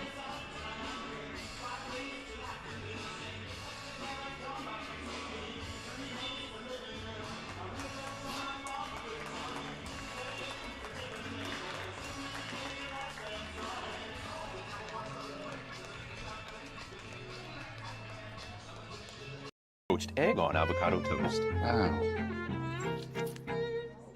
Ew. Your flash fried porgy over chips. Ew. Your fresh main lobster with microgreens. When the only thing your 8-year-old will eat is waffles. She's fine. She's fine. Your waffles, milady. It matters where you stay. Yum. Enjoy. Thank you. Hampton by Hilton. Hilton for the stay.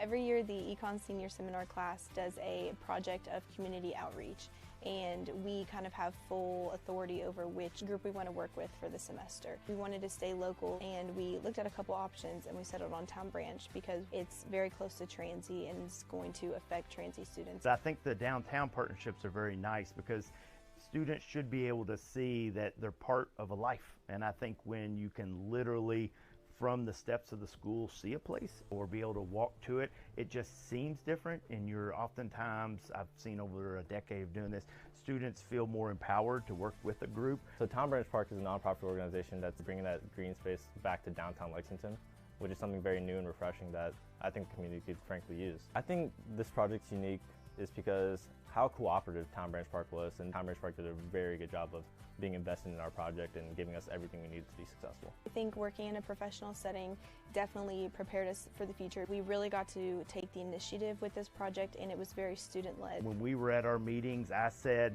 I want to be in the back. So if anybody here, students or otherwise, has questions, I'm willing to answer, but these students are prepped. It's their project. They are in charge. I think working for a client rather than a grade was definitely a different experience because when you have that face-to-face interaction, it's not, you're doing it for other people and not for yourself. And so it's more of a mindset of, oh, I don't want to let this client down, rather than I need to achieve this grade. And so I found myself not even. Back here in Kokomo as Hines at the plate, Quentin Shoemaker, the new pitcher. 12 1/3 innings this year, 14 hits, 9 runs, 7 earned, 11 strikeouts, and 6 walks. And the left-hander throws that one in there for a called strike. Shoemaker 1-0 on the year with an ERA of 5.11. Another one of those fun things about baseball rules and scoring. Talked about how Dylan Lloyd doesn't have a win yet this season as a pitcher. Fly ball down the right field line, and that's going to be a fair ball. That'll score a run as O'Connell walks across the plate, runners at first and second. So first of all, O'Connell is a Dylan Lloyd run, okay? Yeah. So he did leave the game. Oh, they did not have the lead. But even if they would have had the lead, he couldn't have gotten the win because he didn't get through 5 innings is the point I'm trying to make. Exactly. You can get the loss. Yes. Doesn't seem fair, does it? Win. Got to earn the win. The loss will get you every time. Sam Erickson, 2 for 2 today. Great job by Harms at second base. Call a balk. Also, they do get a balk. I was going to say, Harms did a great job not only getting back to second, but he did the layout too, and he laid there for a moment.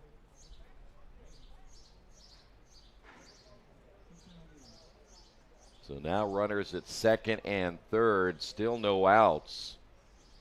Erickson singled in the third. He singled in the fourth. He has scored 2 of the 7 runs. And now we have a discussion about the balk. Yeah, I was trying to figure out too. Didn't seem like anything he did there was that out of the ordinary.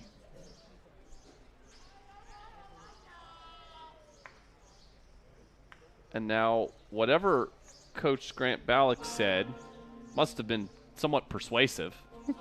because now all the umpires are going to talk. By the way, I wanted to look at the description because a lot of times we talk about a balk and people say, what does it exactly mean? It's an illegal motion made by a pitcher with a runner on base that violates rules, typically designed to deceive runners into advancing.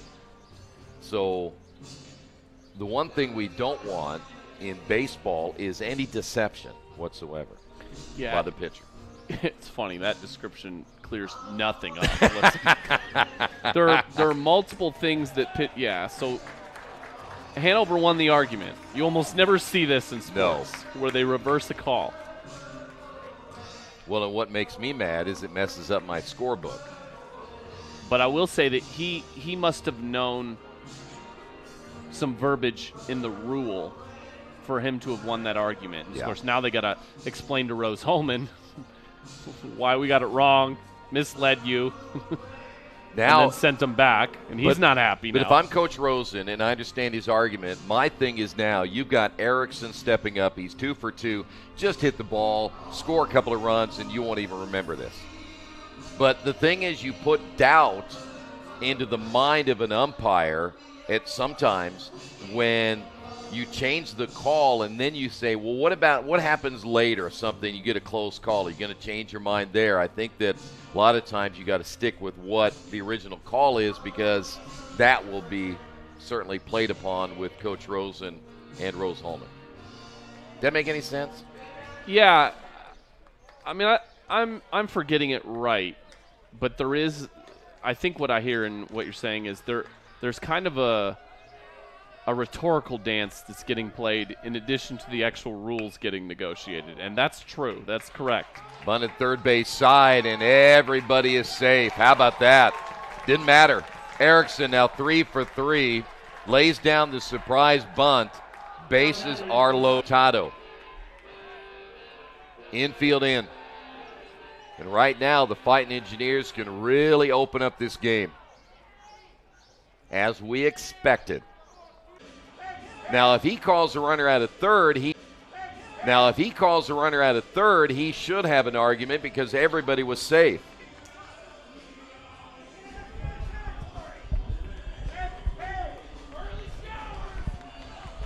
All right, I know these fans are a little bit upset, but the umpire was in fair territory when he got hit. I mean, we all saw that. I'm hoping he's not saying that was a foul ball, and that might be the case. I'm not sure.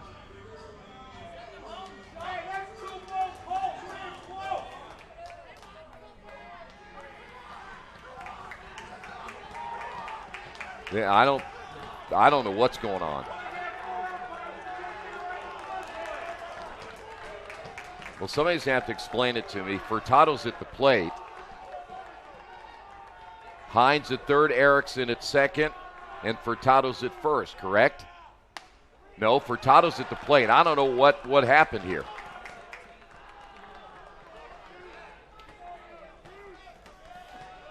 And there is a strike.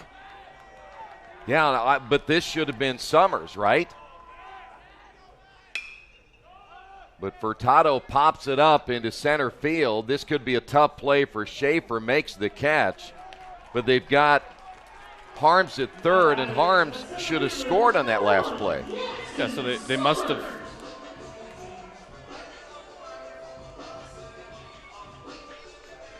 That made absolutely no sense whatsoever right there. Because I'm missing a batter.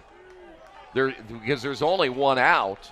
You had O'Connell, Harms, Hines, Erickson all with hits. You had Furtado coming up next, and he just flew out for one out, but there should have been a hit by Furtado. Fly ball right field. Spears will make the catch. Runners will tag at second and third, and they will advance, and a run does score as Harms finally across the plate.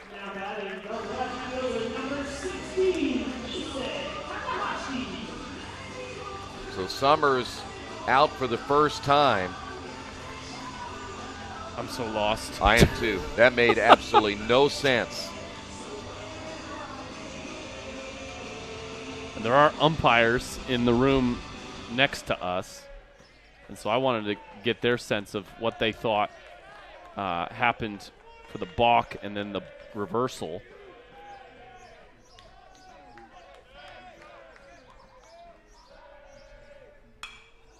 Fly ball left side.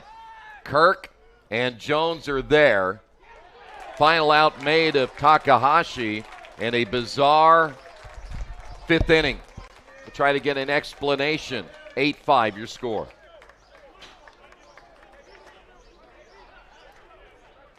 Poached egg on avocado toast. Ew. Your flash fried porgy over chips. Ew. Your fresh Maine lobster with microgreens. When the only thing your 8-year-old will eat is waffles. She's fine. She's fine. Your waffles, milady. It matters where you stay. Yum. Enjoy. Thank you. Hampton by Hilton. Hilton for the stay.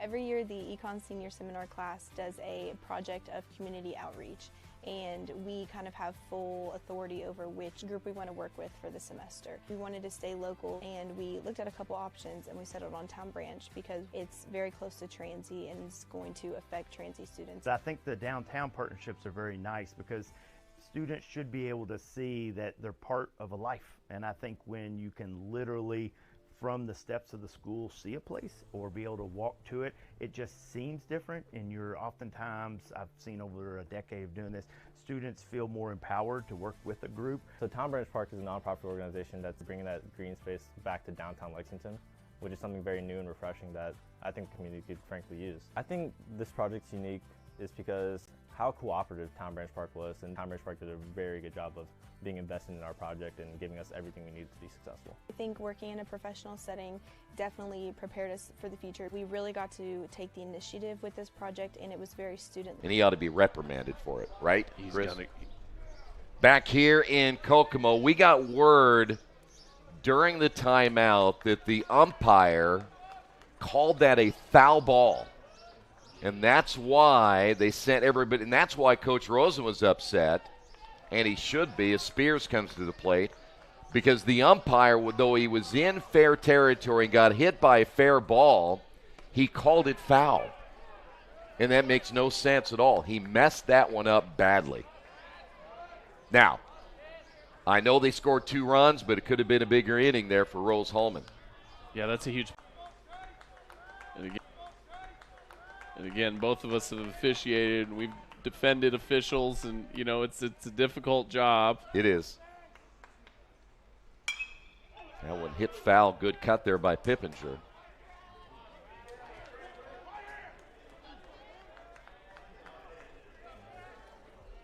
By the way, if you want to send your hate mail, send it to Keith Myers. We don't read that mail. We like to stay on a positive side.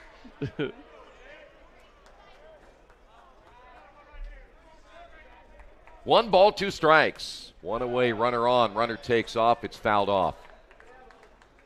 Spears had a good jump down to first base.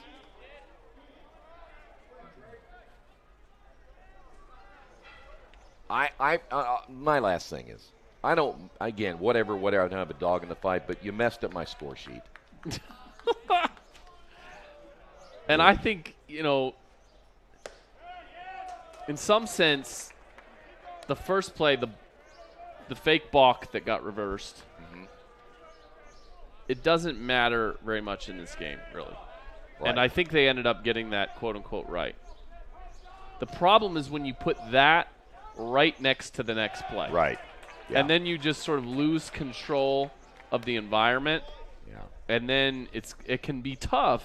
And again, I've been in officiating situations like this to rein it back, to bring the control back. Yeah, and you know coaches have very short memories. Well, they have long memories. Take that back, because they'll remember that. They'll remember that 5 years from now. Yes. Hey, Joe, do you remember in Kokomo that call at third? Yes. And it's 6 years later, and you're somewhere like in Bluffton or something. And by the way, they'll remember it too, because he's going to have to explain himself after the game. Yeah. 2 balls and 2 strikes now to Pippinger. Swing and a miss. Big strikeout for Nardi.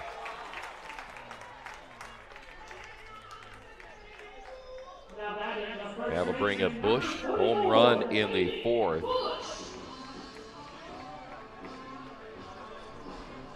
Do you mind if I just say one more thing about that? Did you see the umpire put his hands up, call it foul? I don't remember.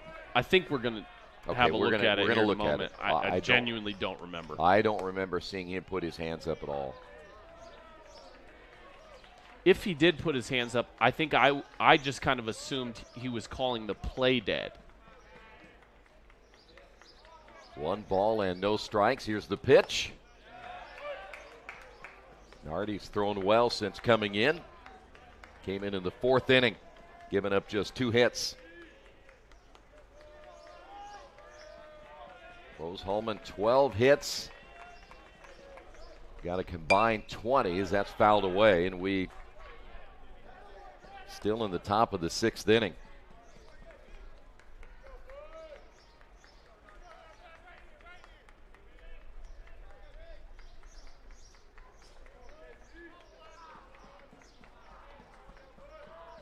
Here's the 1-2. Grounded over the middle. Furtado gets the force at second.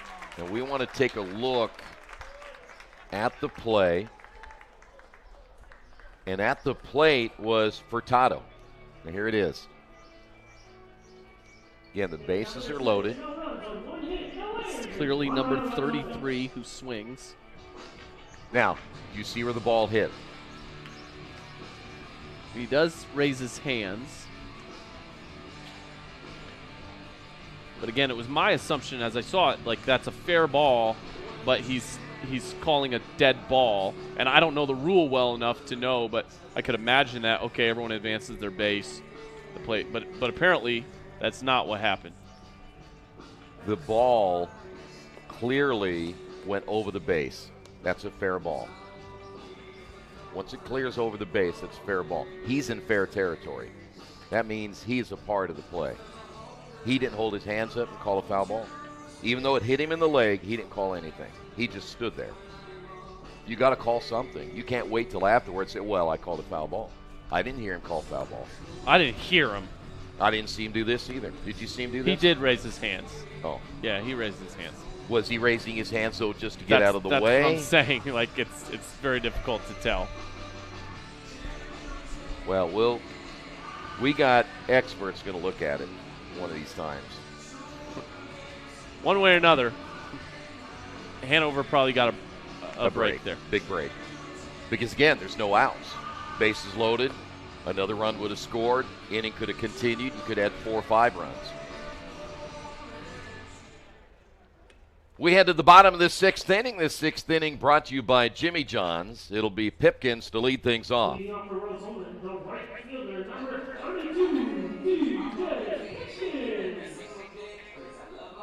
Pipkins struck out in the 1st, walked and scored in the 3rd, and walked in the 4th.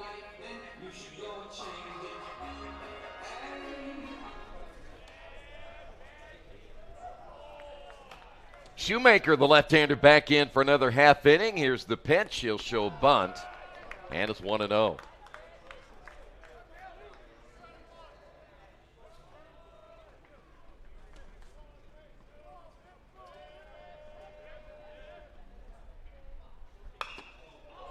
Hit foul, but we really turned on that one.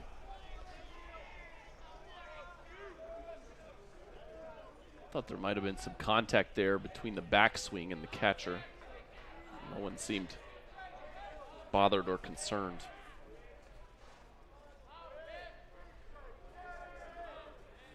The 1-1 pitch lifted high in the air on the right side. Pippinger is there. And there's one away. Here's Rasmussen.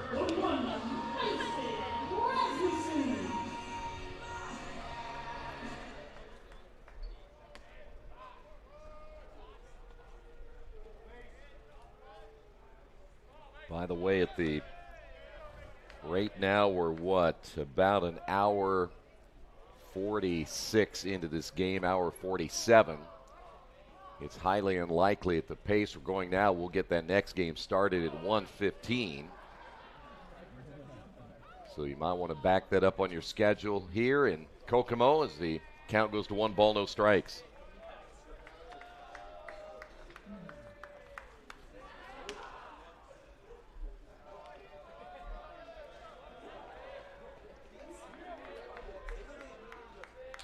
Good look from the outfield camera right there. Pitches outside. I feel bad for the guy that's running the camera out there because we never let him come in and eat because he's got all that real estate to cover to get here, and by the time he does, he's going to be late getting back. He's probably starving at this point. Hasn't he eaten all weekend? Yeah, he's been laying out there under those pine trees. 3 balls and no strikes. Mason a little more patient at the plate this time, and he'll take that one for a called strike. Mason 0 for 3. Grounded out, lined down, and flew out.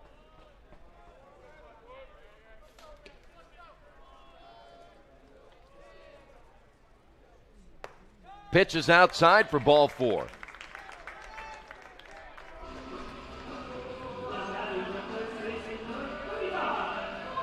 Two pitchers throwing. I believe there are 2 throwing, at least 1 now, and it is 2 in the bullpen for Hanover. 2 right-handers.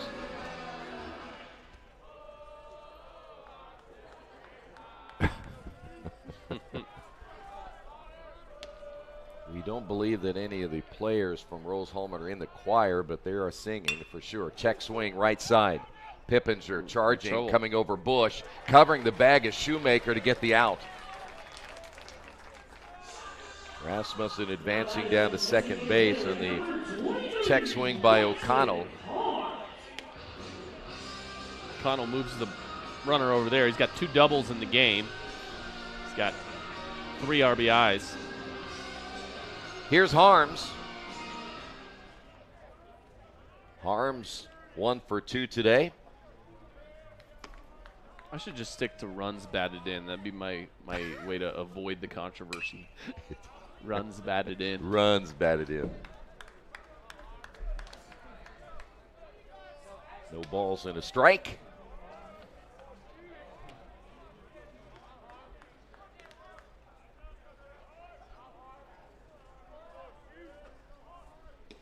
Shoemaker with the 0-1. High fly ball left field. Morwick is there, should end the half inning, and it does. They'll leave a runner on. We will head to the 7th. It's an 8-5 score.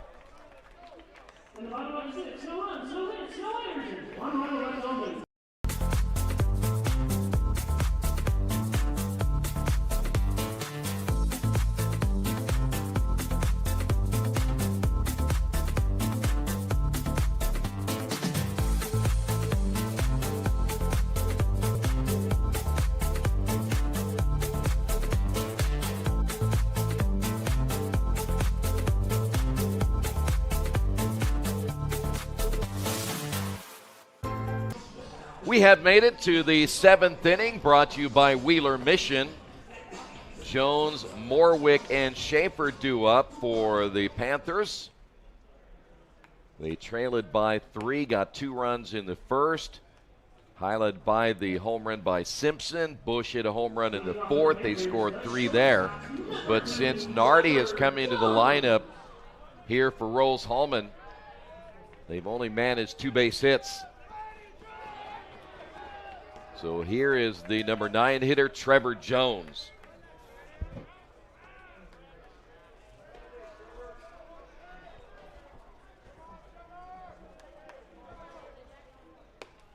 Pitch is high and outside for a ball. From my looking at Nardi's season, it looks to me like he was in the starting rotation, and he may have lost that role because I think his last couple outings may have been from the bullpen. But that could be an ideal kind of pitcher to throw on a day like this in this tournament when you're kind of You need someone who's going to go multiple innings. High chopper right side. Erickson will step on the base, one away. Well, he's certainly proved valuable so far. Ben Morwick, 1 for 3. By the way, tomorrow is Mother's Day, so happy Mother's Day to everyone out there. And one of the most difficult jobs in the world. Mothers don't get enough credit, you know what I mean? My mother lives in northern Indiana, and so from Indianapolis, our rhythm has often been that we would meet halfway between Indianapolis and Culver. So what's halfway in between Indianapolis and Culver? Lafayette. Kokomo. Really? Kokomo is often where we do Mother's Day. No kidding. So if you're leaving today, will you stay today and meet her here tomorrow? No, I'll probably go back home and then come back tomorrow. There you go. Ground ball to the shortstop, Hines. 2 away. Well, I hope you get a chance to do that, whether it is here or wherever it may be, but we'll look forward to Mother's Day tomorrow. Here is Schaefer.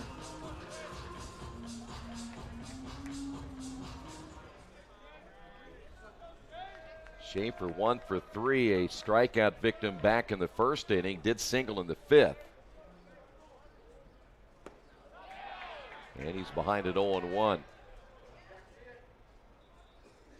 Right now, Brad Nardi getting the job done.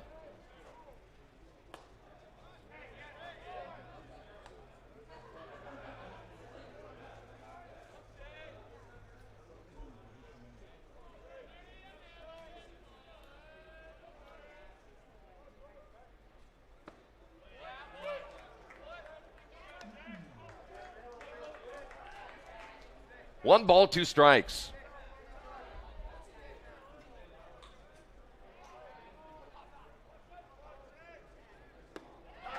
Got him. 1-2-3 inning for Nardi. And the Fighting Engineers, they lead it by 3.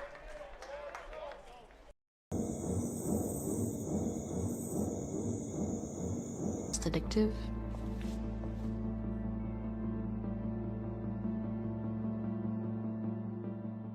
My parents both immigrated from Morocco, so I'm a first-generation American.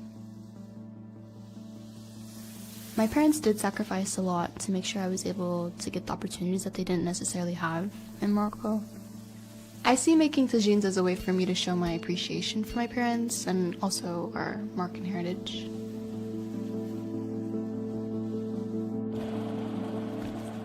Tagines have always been a key part of our culture. I see it as a symbol of family and my connection to our traditions. I grew up with influences from both American and Moroccan culture.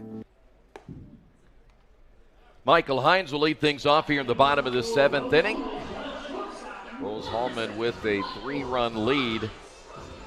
Had 4 runs in the 3rd, 2 more runs in the 4th, and 2 more in the 5th. Hines has a couple of hits today, including an RBI.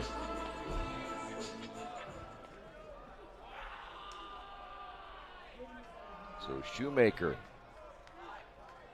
back in once again here for the Panthers. Here's the pitch. And it's low for a ball.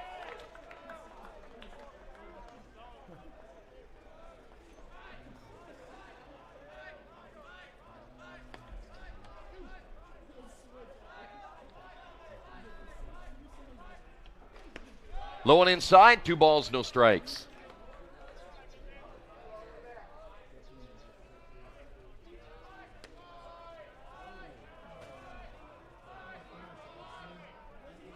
Time called here by Brittingham, I believe. And we will go back to the little book that has been gone to for the 3rd time. Another stare down. Yeah, there's nothing, and he checks the. I think he's checking the time on the clock on the scoreboard, but you never want to get into somebody's file. Yeah, right. Do you ever see your file at your doctor's office? You never see it. I've seen my file at work. Yeah, but the doctor can really do some damage. Get those people with authority start naming. That's right. Start diagnosing. Then they'll start naming names. Here's the 2-0. Outside, 3 balls, no strikes. I've often asked my doctor, what's in that file, and they turn it away from me. Or they shut the laptop, and you can't see it.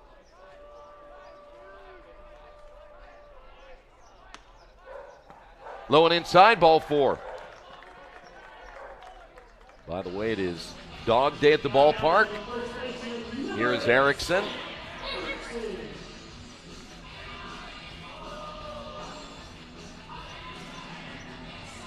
Erickson having a great day, 3 for 3.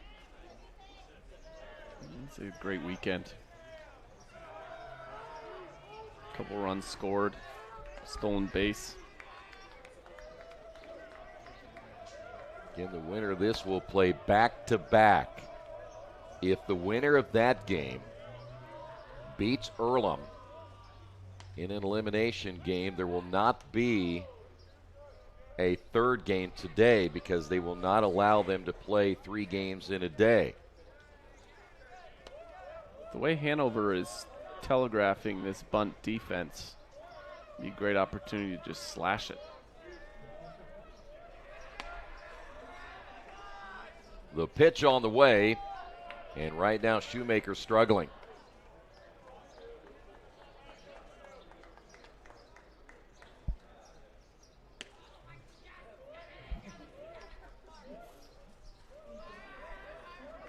I thought Erickson would bunt earlier in the game, and he ignored me and smacked a line drive to right field. 1-0 pitch, caught the inside corner.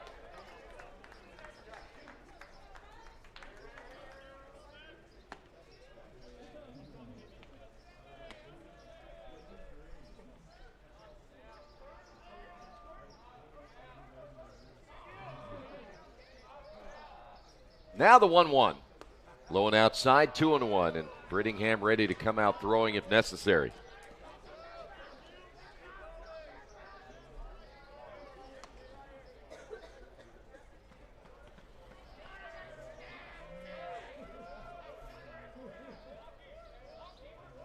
The 2-1 pitch, that's a called strike.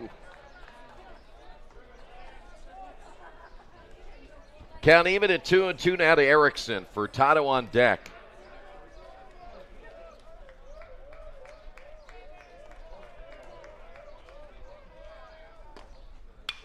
This went high in the air to right field. Spears to his left. Now will wait, make the catch. 1 away. Erickson just missed that. Here's Furtado. Yeah, he got just under it. Erickson, a little bit of an unusual first baseman, by the way. A lot of times you expect a slugger type play. You know, like those guys we saw warming up yesterday for Earlham. Yeah. More of a hit for average type player. Swing and a miss. Furtado officially 0 for 2 with an RBI and a strikeout.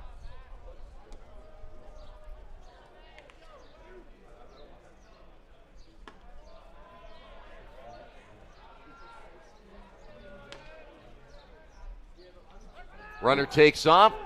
They may get him at second. The throw's off the mark as Bush unable to complete the play at second base. It won't be an error because the runner couldn't advance to third, but Hines will get credit for a stolen base.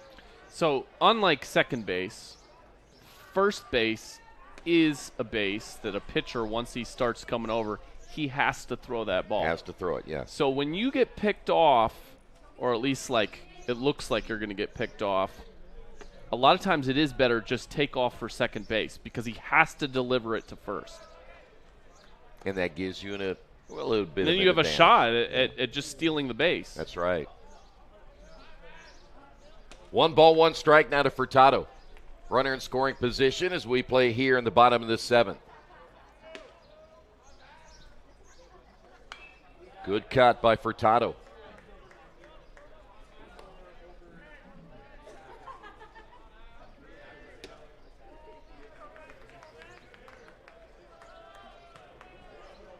One ball, 2 strikes. Great opportunity again here for the Fighting Engineers. The pitch. Popped him up. That's a big out. Pippinger backing up on it, now makes the catch, and it's a high sky again here in Kokomo. We have seen players having a difficult time with those really high pop-ups. 2 away. Here's Jackson Summers. Summers 0 for 2 and then RBI.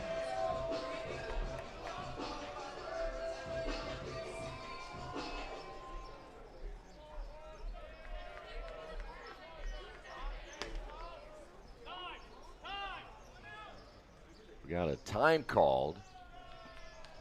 Wants to put Summers on. Okay. Deal with Takahashi. I don't. Yeah. Yeah, I don't need that. Pipkin's after him, so. I mean, Summers has been a pain in this tournament. Yes. Offensively. And it's a lefty-lefty situation now, too. So. Yeah. Yep.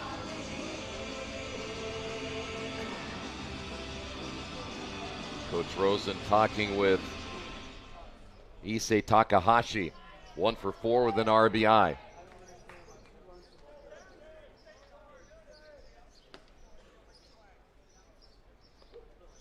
He's signaling at you again. I think it was you need to leave, please.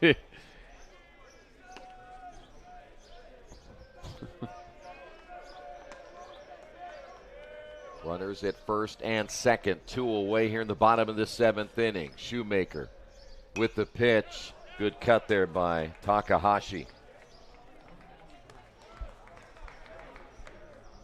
I'll tell you one thing for sure. No matter what else has happened, I'm just glad the sun is shining.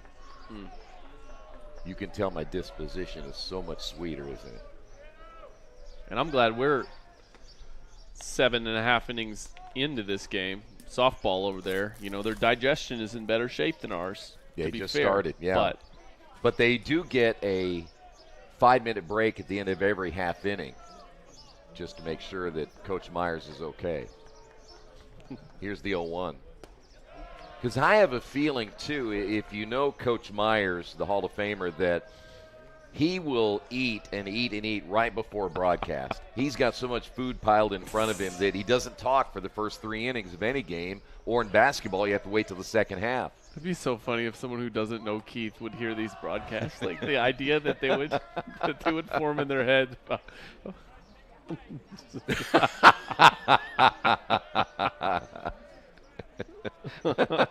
We just found out that he thinks popcorn is protein. Wonder who told him that. The 2-1 pitch. We'll go to 2-2. You know, I bet he doesn't do that at home because I know his wife pretty well, and she tries to take good care of him in the eating department. And when he tries to sneak around, I will tell on him. I will text her and let her know what he's eating. That's why he comes and spends these 3-day excursions in Kokomo. Yeah.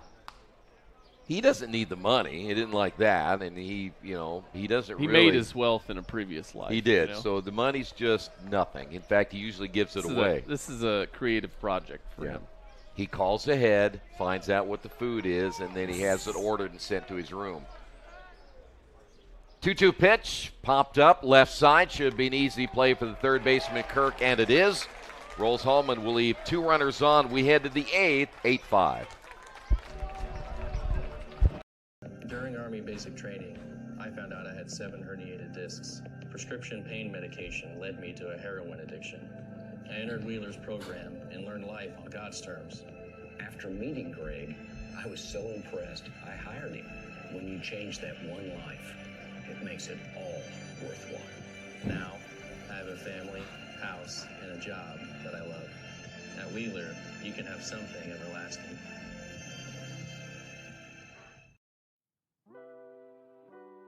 Hi, my name is Dr. Ruth Myers. I'm the Director of Nursing at Bluffton University. My background is I've been a registered nurse for 19 years.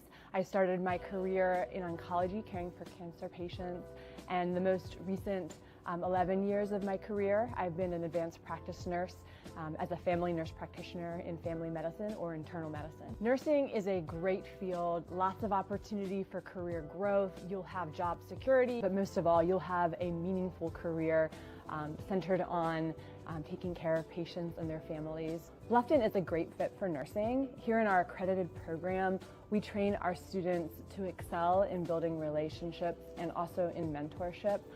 Additionally, learning and serving in a close-knit community is very important to our students here, and we really instill the value of helping each other improve the health of our community and our world. So our students get hands-on experience all 4 years in our nursing program, whether it be clinical observation in that first year or in subsequent years going out into the community setting where students get to apply what they've learned in the classroom, applying that didactic material in a... Back here in Kokomo, great to have you with us on a beautiful Saturday elimination game here in the 8th inning. Hanover trailing by 3. Winner of this game will play Earlham in the other elimination game before the championship today at about 4:30. And Nardi back in for another half inning of work. Opens up with a strike to Michael Kirk. Kirk is 1 for 3 this afternoon. Scored a run back in the first inning. Part of that 2-run home run by Simpson. Pokes this one to the right side. Easy play there for Erickson. There's one away. It's kind of one of those swings when you go, oops, I really didn't mean to do that. I wish I had that at bat back. Here's Simpson.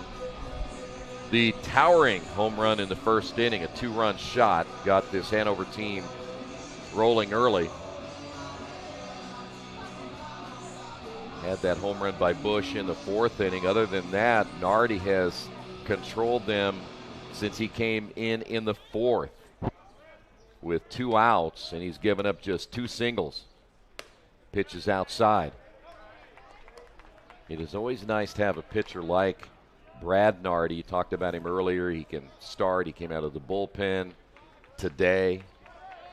But I think he has a little fresh perspective today, knowing he's getting a chance to make a difference in a very meaningful game. There's a called strike. And if you're either one of these teams and you're having to do your work from the loser's bracket, you know, in order for the the stars to align and for you to advance through this tournament, you're going to need someone like Nardi, who you don't know what you're going to get, and suddenly he's throwing a gem for you. You're going to need someone like that in order to advance in this tournament. And on top of that, when you know that you can bring him in like you did today, a lot of confidence for that young man too. Here's the 2-1. 2-2. Covenant Christian, a very, very good athletic program in all of their sports. They're always going to be competitive no matter what it is they play. So they really do a nice job of developing young men and women at Covenant Christian. That one hit well, knocked off the glove of O'Connell. So that'll be a base hit by Simpson. Great baseball stadium, too, by the way. Yeah. Covenant. Love their gym. Here's Fox Spears. Spears 1 for 2, a walk and a strikeout. Did score a run back in the 4th.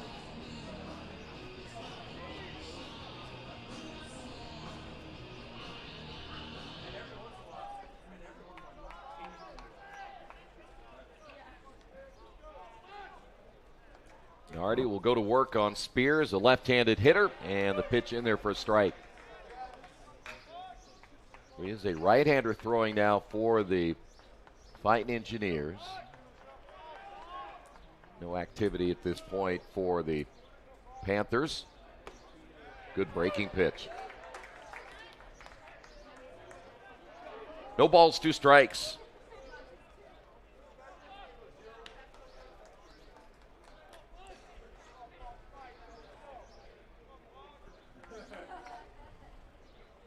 Got him. Great pitch, 2 away.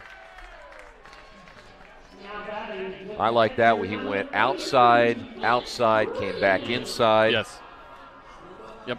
Did a nice job of locating those pitches. Here is Brittingham, the catcher. He's 1 for 3.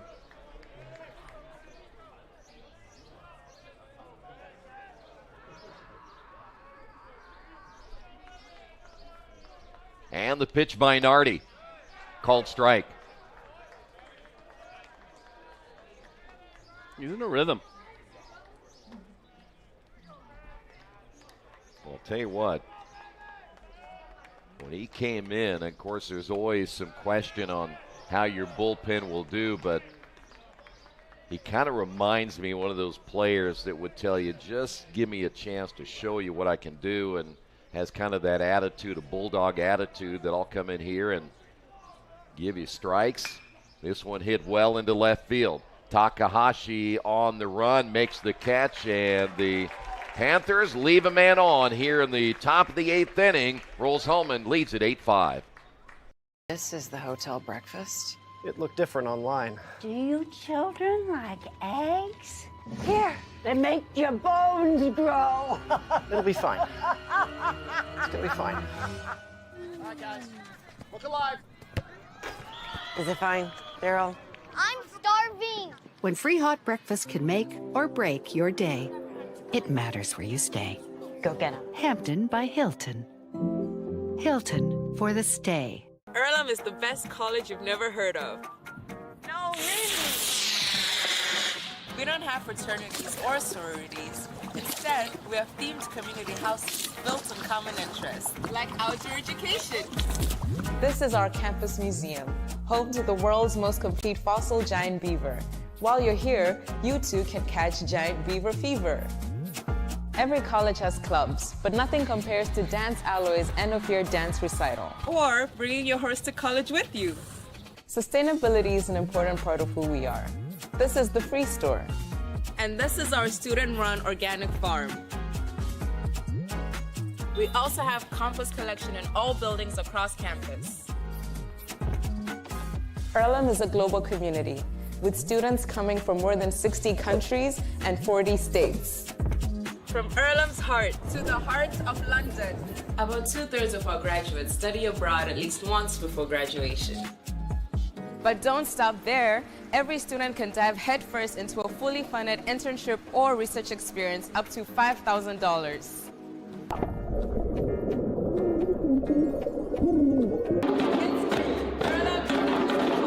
It's the home, and it'll change your life.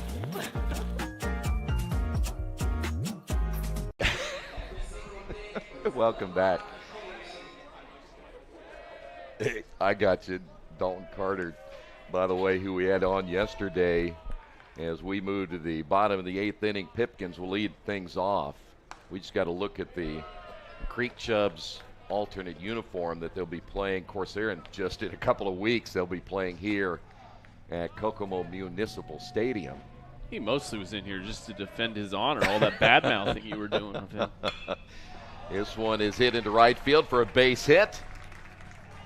Well, I walked in this morning. I was pretty much the first one here of any media member. Do you want someone to pat you on the back for that? Would you? Thank you. Appreciate that. Here is Mason Rasmussen. By the way, this 8th inning brought to you by Morales Group Staffing. I walked in. I got to the elevator. Of course, I couldn't get in because the elevator was locked, so I had to kind of wait. But then once the commissioner saw me, he rushed over and came up. Dalton Carter was, every runner takes off, pitches in there for a strike and a stolen base by Pipkins. I walk out of the elevator and there's Dalton Carter.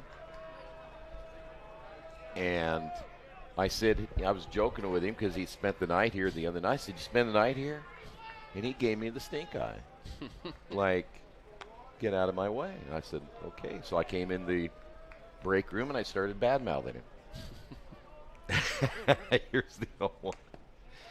We got a lot of hours to fill, you know. You got to do it, yeah. So I was just telling them that he just doesn't seem to be as jovial as he was on Thursday. That's all I said. He said he's tired. Like that's any different from any of us. Yeah, we're all tired. You know, you take it out on everybody else. Here's the 1-1 pitch. Rasmussen takes that one for a strike. In all kidding aside, I'm just joking about that. He was fine. We got cameramen coming in and out. They're getting shifts, you know. They can't handle that 4 days in a row stuff. Can't do it. They're not as tough as we are. Fly ball right side. Going out, Pippinger. Coming in will be Spears. Pippinger makes the catch. Even Nathaniel, he needed a break. Yeah, he left yesterday. Play here in the bottom of the 8th inning. I'm excited for this Kokomo community to get summer baseball back because this is too good of a ballpark. And it's not wouldn't sit empty, but you love to see the fans come out here and enjoy baseball. This one hit up the middle, base hit. Rounding third is Pipkins. He will score. And an insurance run as O'Connell gets his 3rd base hit of the ball game. Have a day, Connor. Yeah, I've said it multiple times since we've been here, and I mean it. Like, I don't know why if you're a single A team somewhere, you're looking for a place to play. I mean, I don't even know if Kokomo wants that, but this would be a great minor league ballpark. Yeah. Jackson Harms, 1 for 3. Got to look at that base hit by O'Connell. Off-speed pitch, swung on and missed. Let's put it this way. I've been in worse single-A stadiums, a lot worse single-A stadiums than this. Yeah. And I say that affectionately because I like minor league baseball. It's fun to check out a minor league stadium when you're in a town that you normally aren't in. Popped up right side. Bush, foul territory. He has room, but he can't make the catch. Again, you kind of see him, and we've seen multiple kind of first baseman, second baseman in that situation where they're kind of looking, how much room do I have? Oh, I've got more room than I thought I had. And then now the ball is landing, and I was looking at the wrong thing. Now, do you speak of ballparks? It was back in the 90s. I ended up in Ohio someplace. Get to the ballpark, no press box. The foul lines down outside the infield. I'll get to that in a moment. The runner takes off. The 0-2 pitch is high. Throw down to second. Tag laid on. And did he hold on? They'll say he's safe. How about O'Connell with a stolen base? That was an attempt to gift something back to Rose-Hulman, I think. Exactly, yeah. The foul lines down the lines were not chalk, and they were not painted. They were old fire hoses. The 1-2 fouled away, and the fire hoses were planted into the ground, and they weren't even straight. And I'm thinking to myself, I must have reached the pinnacle of baseball in my career to be calling a game at this ballpark. 1 ball, 2 strikes. Foul tipped, held on by Harms. Here we get another look at it. I was just looking to see what Connor has done in terms of stolen bases this season. So I'm going to get to that in a moment. He's definitely out. It's not even close. Okay, so Connor is 2 for 2 on the season. That makes him 3 for 3. He should have been 2 for 3. And I don't mind them being aggressive in this situation. You're trying to extend your lead. He should have stolen third. Exactly. He had a great jump. Why not? 1-0 now to Michael Hines, who is 1 for 3 with a RBI. Take that back, 2 for 3 with an RBI. Had a base hit in the 4th inning and a single in the 5th inning.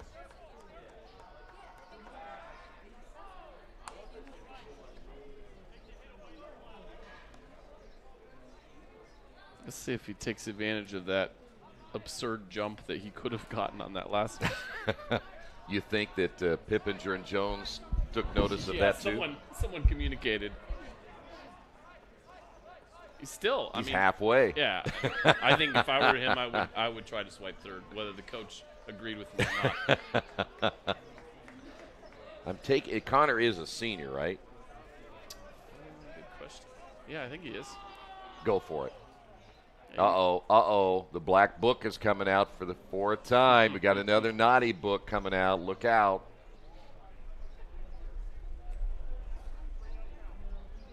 So 3-0 count. I'm not sure that the black book had to come out for that, but yes, he is a senior. okay. Yeah, I'd do it. So he'll be He'll be heading off into the engineering world. He's not going to be able to play baseball forever. No. When else is he going to swipe third base in a conference tournament? Exactly. 3-0 pitch, missed inside, ball 4. By the way, I was noticing earlier, he's from Fort Myers, Connor O'Connell. Always love to see these Rose-Hulman players where they're from, because there are a lot of their student athletes seem to be coming for reasons other than baseball, and baseball is just part of the ride. I agree. That'll bring up Sam Erickson, 3 hits today. They'll have a meeting with Shoemaker. Yeah, Rose-Hulman, one of the finest engineering schools, not just in this country, but in the world. So that's why you see him come from everywhere. It's not just a casino town. No. As much money as you've won over there, I'm surprised they let you back in.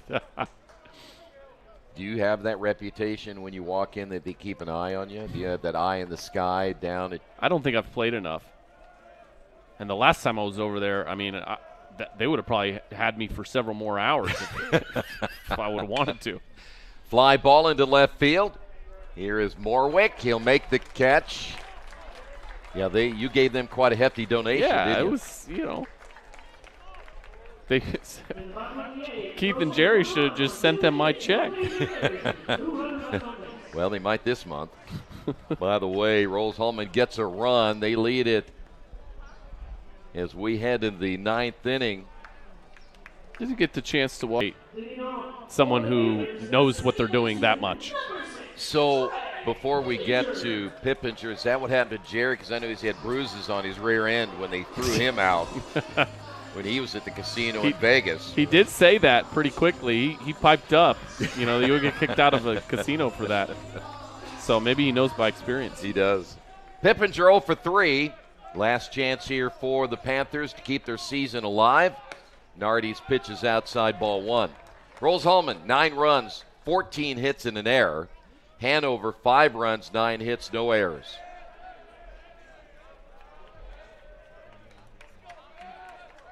Pippinger has an RBI to his credit today. Pitch a little low.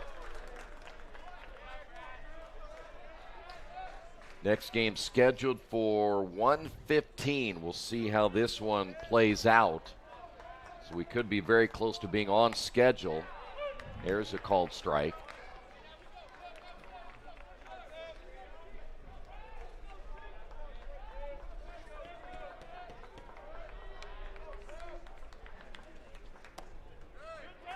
A little bit high, 3-1.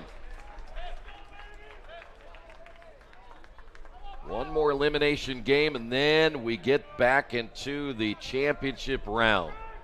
Transylvania will try to win it today. There's a called strike. We mentioned earlier the way they played last night. They're focused. They're ready to go. Earlham's going to have, if it's Earlham or Rose-Hulman, whoever, they're going to have quite a challenge. Ripped into left field, base hit. Here's Bush, a home run back in the 4th.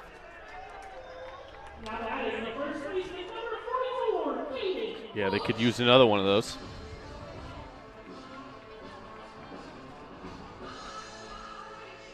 Tenth hit of the ball game now for the Panthers.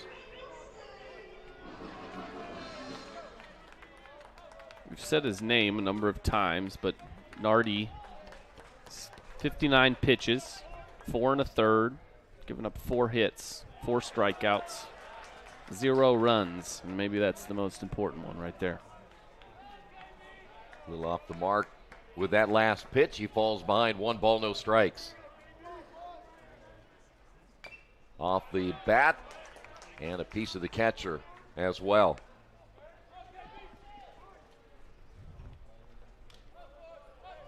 The way this weekend is gone, this might be my manifesting here. But for this game to end cleanly would be stunning. Well, he's not missing by much, I'll tell you that. 2 balls and a strike.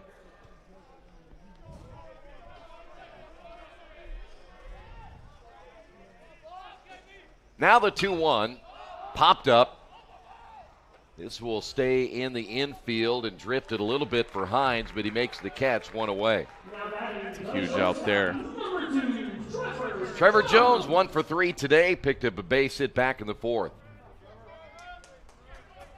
So now Panthers down to their final 2 outs of the season.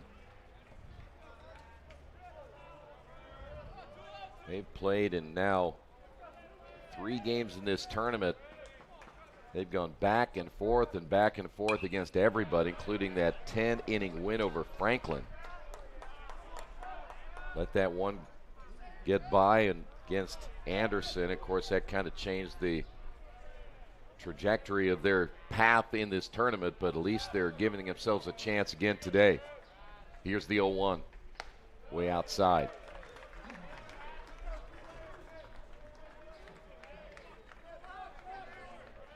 Count even at 1 ball and 1 strike.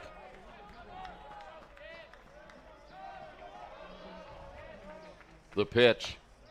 That's called strike. Well, right now, if you're Jones, got to be ready to swing the bat. You need base runners. You need to get something going. Top of the order right around the corner with Morwick coming up next. The 1-2. 2 balls, 2 strikes.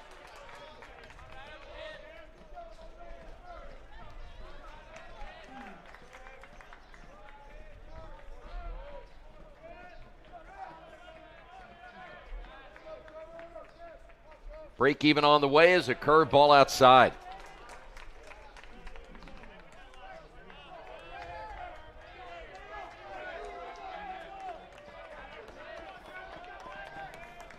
One away, top of the 9th inning. The payoff pitch on the way and got him swinging. Big strikeout of Jones, 2 outs. And here's Morwick.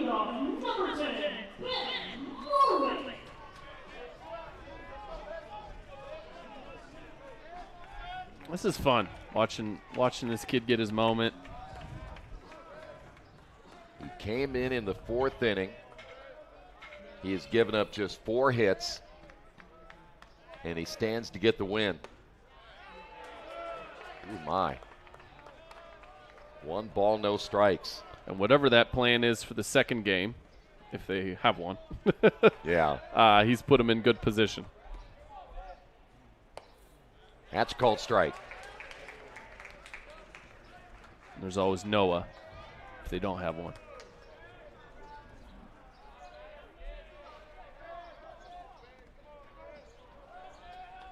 Now the 1-1 pitch. 2-1.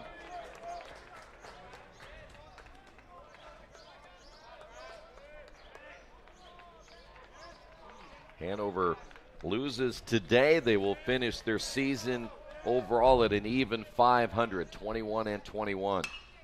This one hit into right field. That's going to get down for a base hit, so they'll stay alive. Runners at first and second. Here's Schaefer. Morwick getting his 2nd base hit. Jack Schaefer, 1 for 4 today, couple of strikeouts.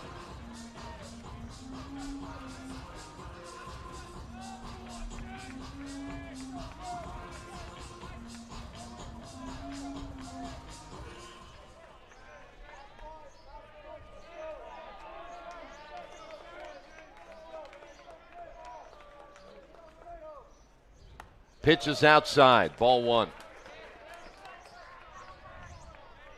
Schaefer went yard yesterday, so not impossible.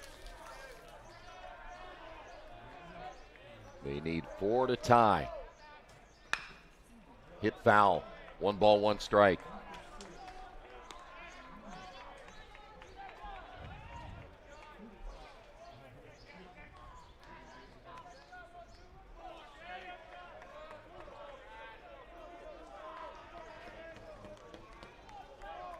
Here's the 1-1 pitch.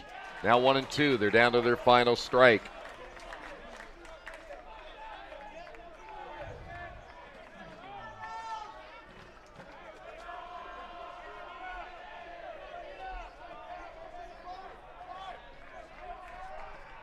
The 1-2 pitch. Chopper toward O'Connell. the throw across the diamond in time, and that'll do it. The Fighting Engineers fell down early, but they come back and get the elimination win as they win this one 9-5. Rose-Hulman 9 runs, 14 hits and an error.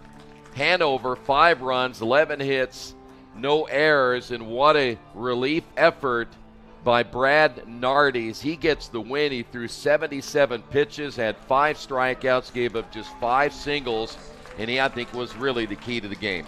Yeah, absolutely. And like we pointed out, you need someone like that to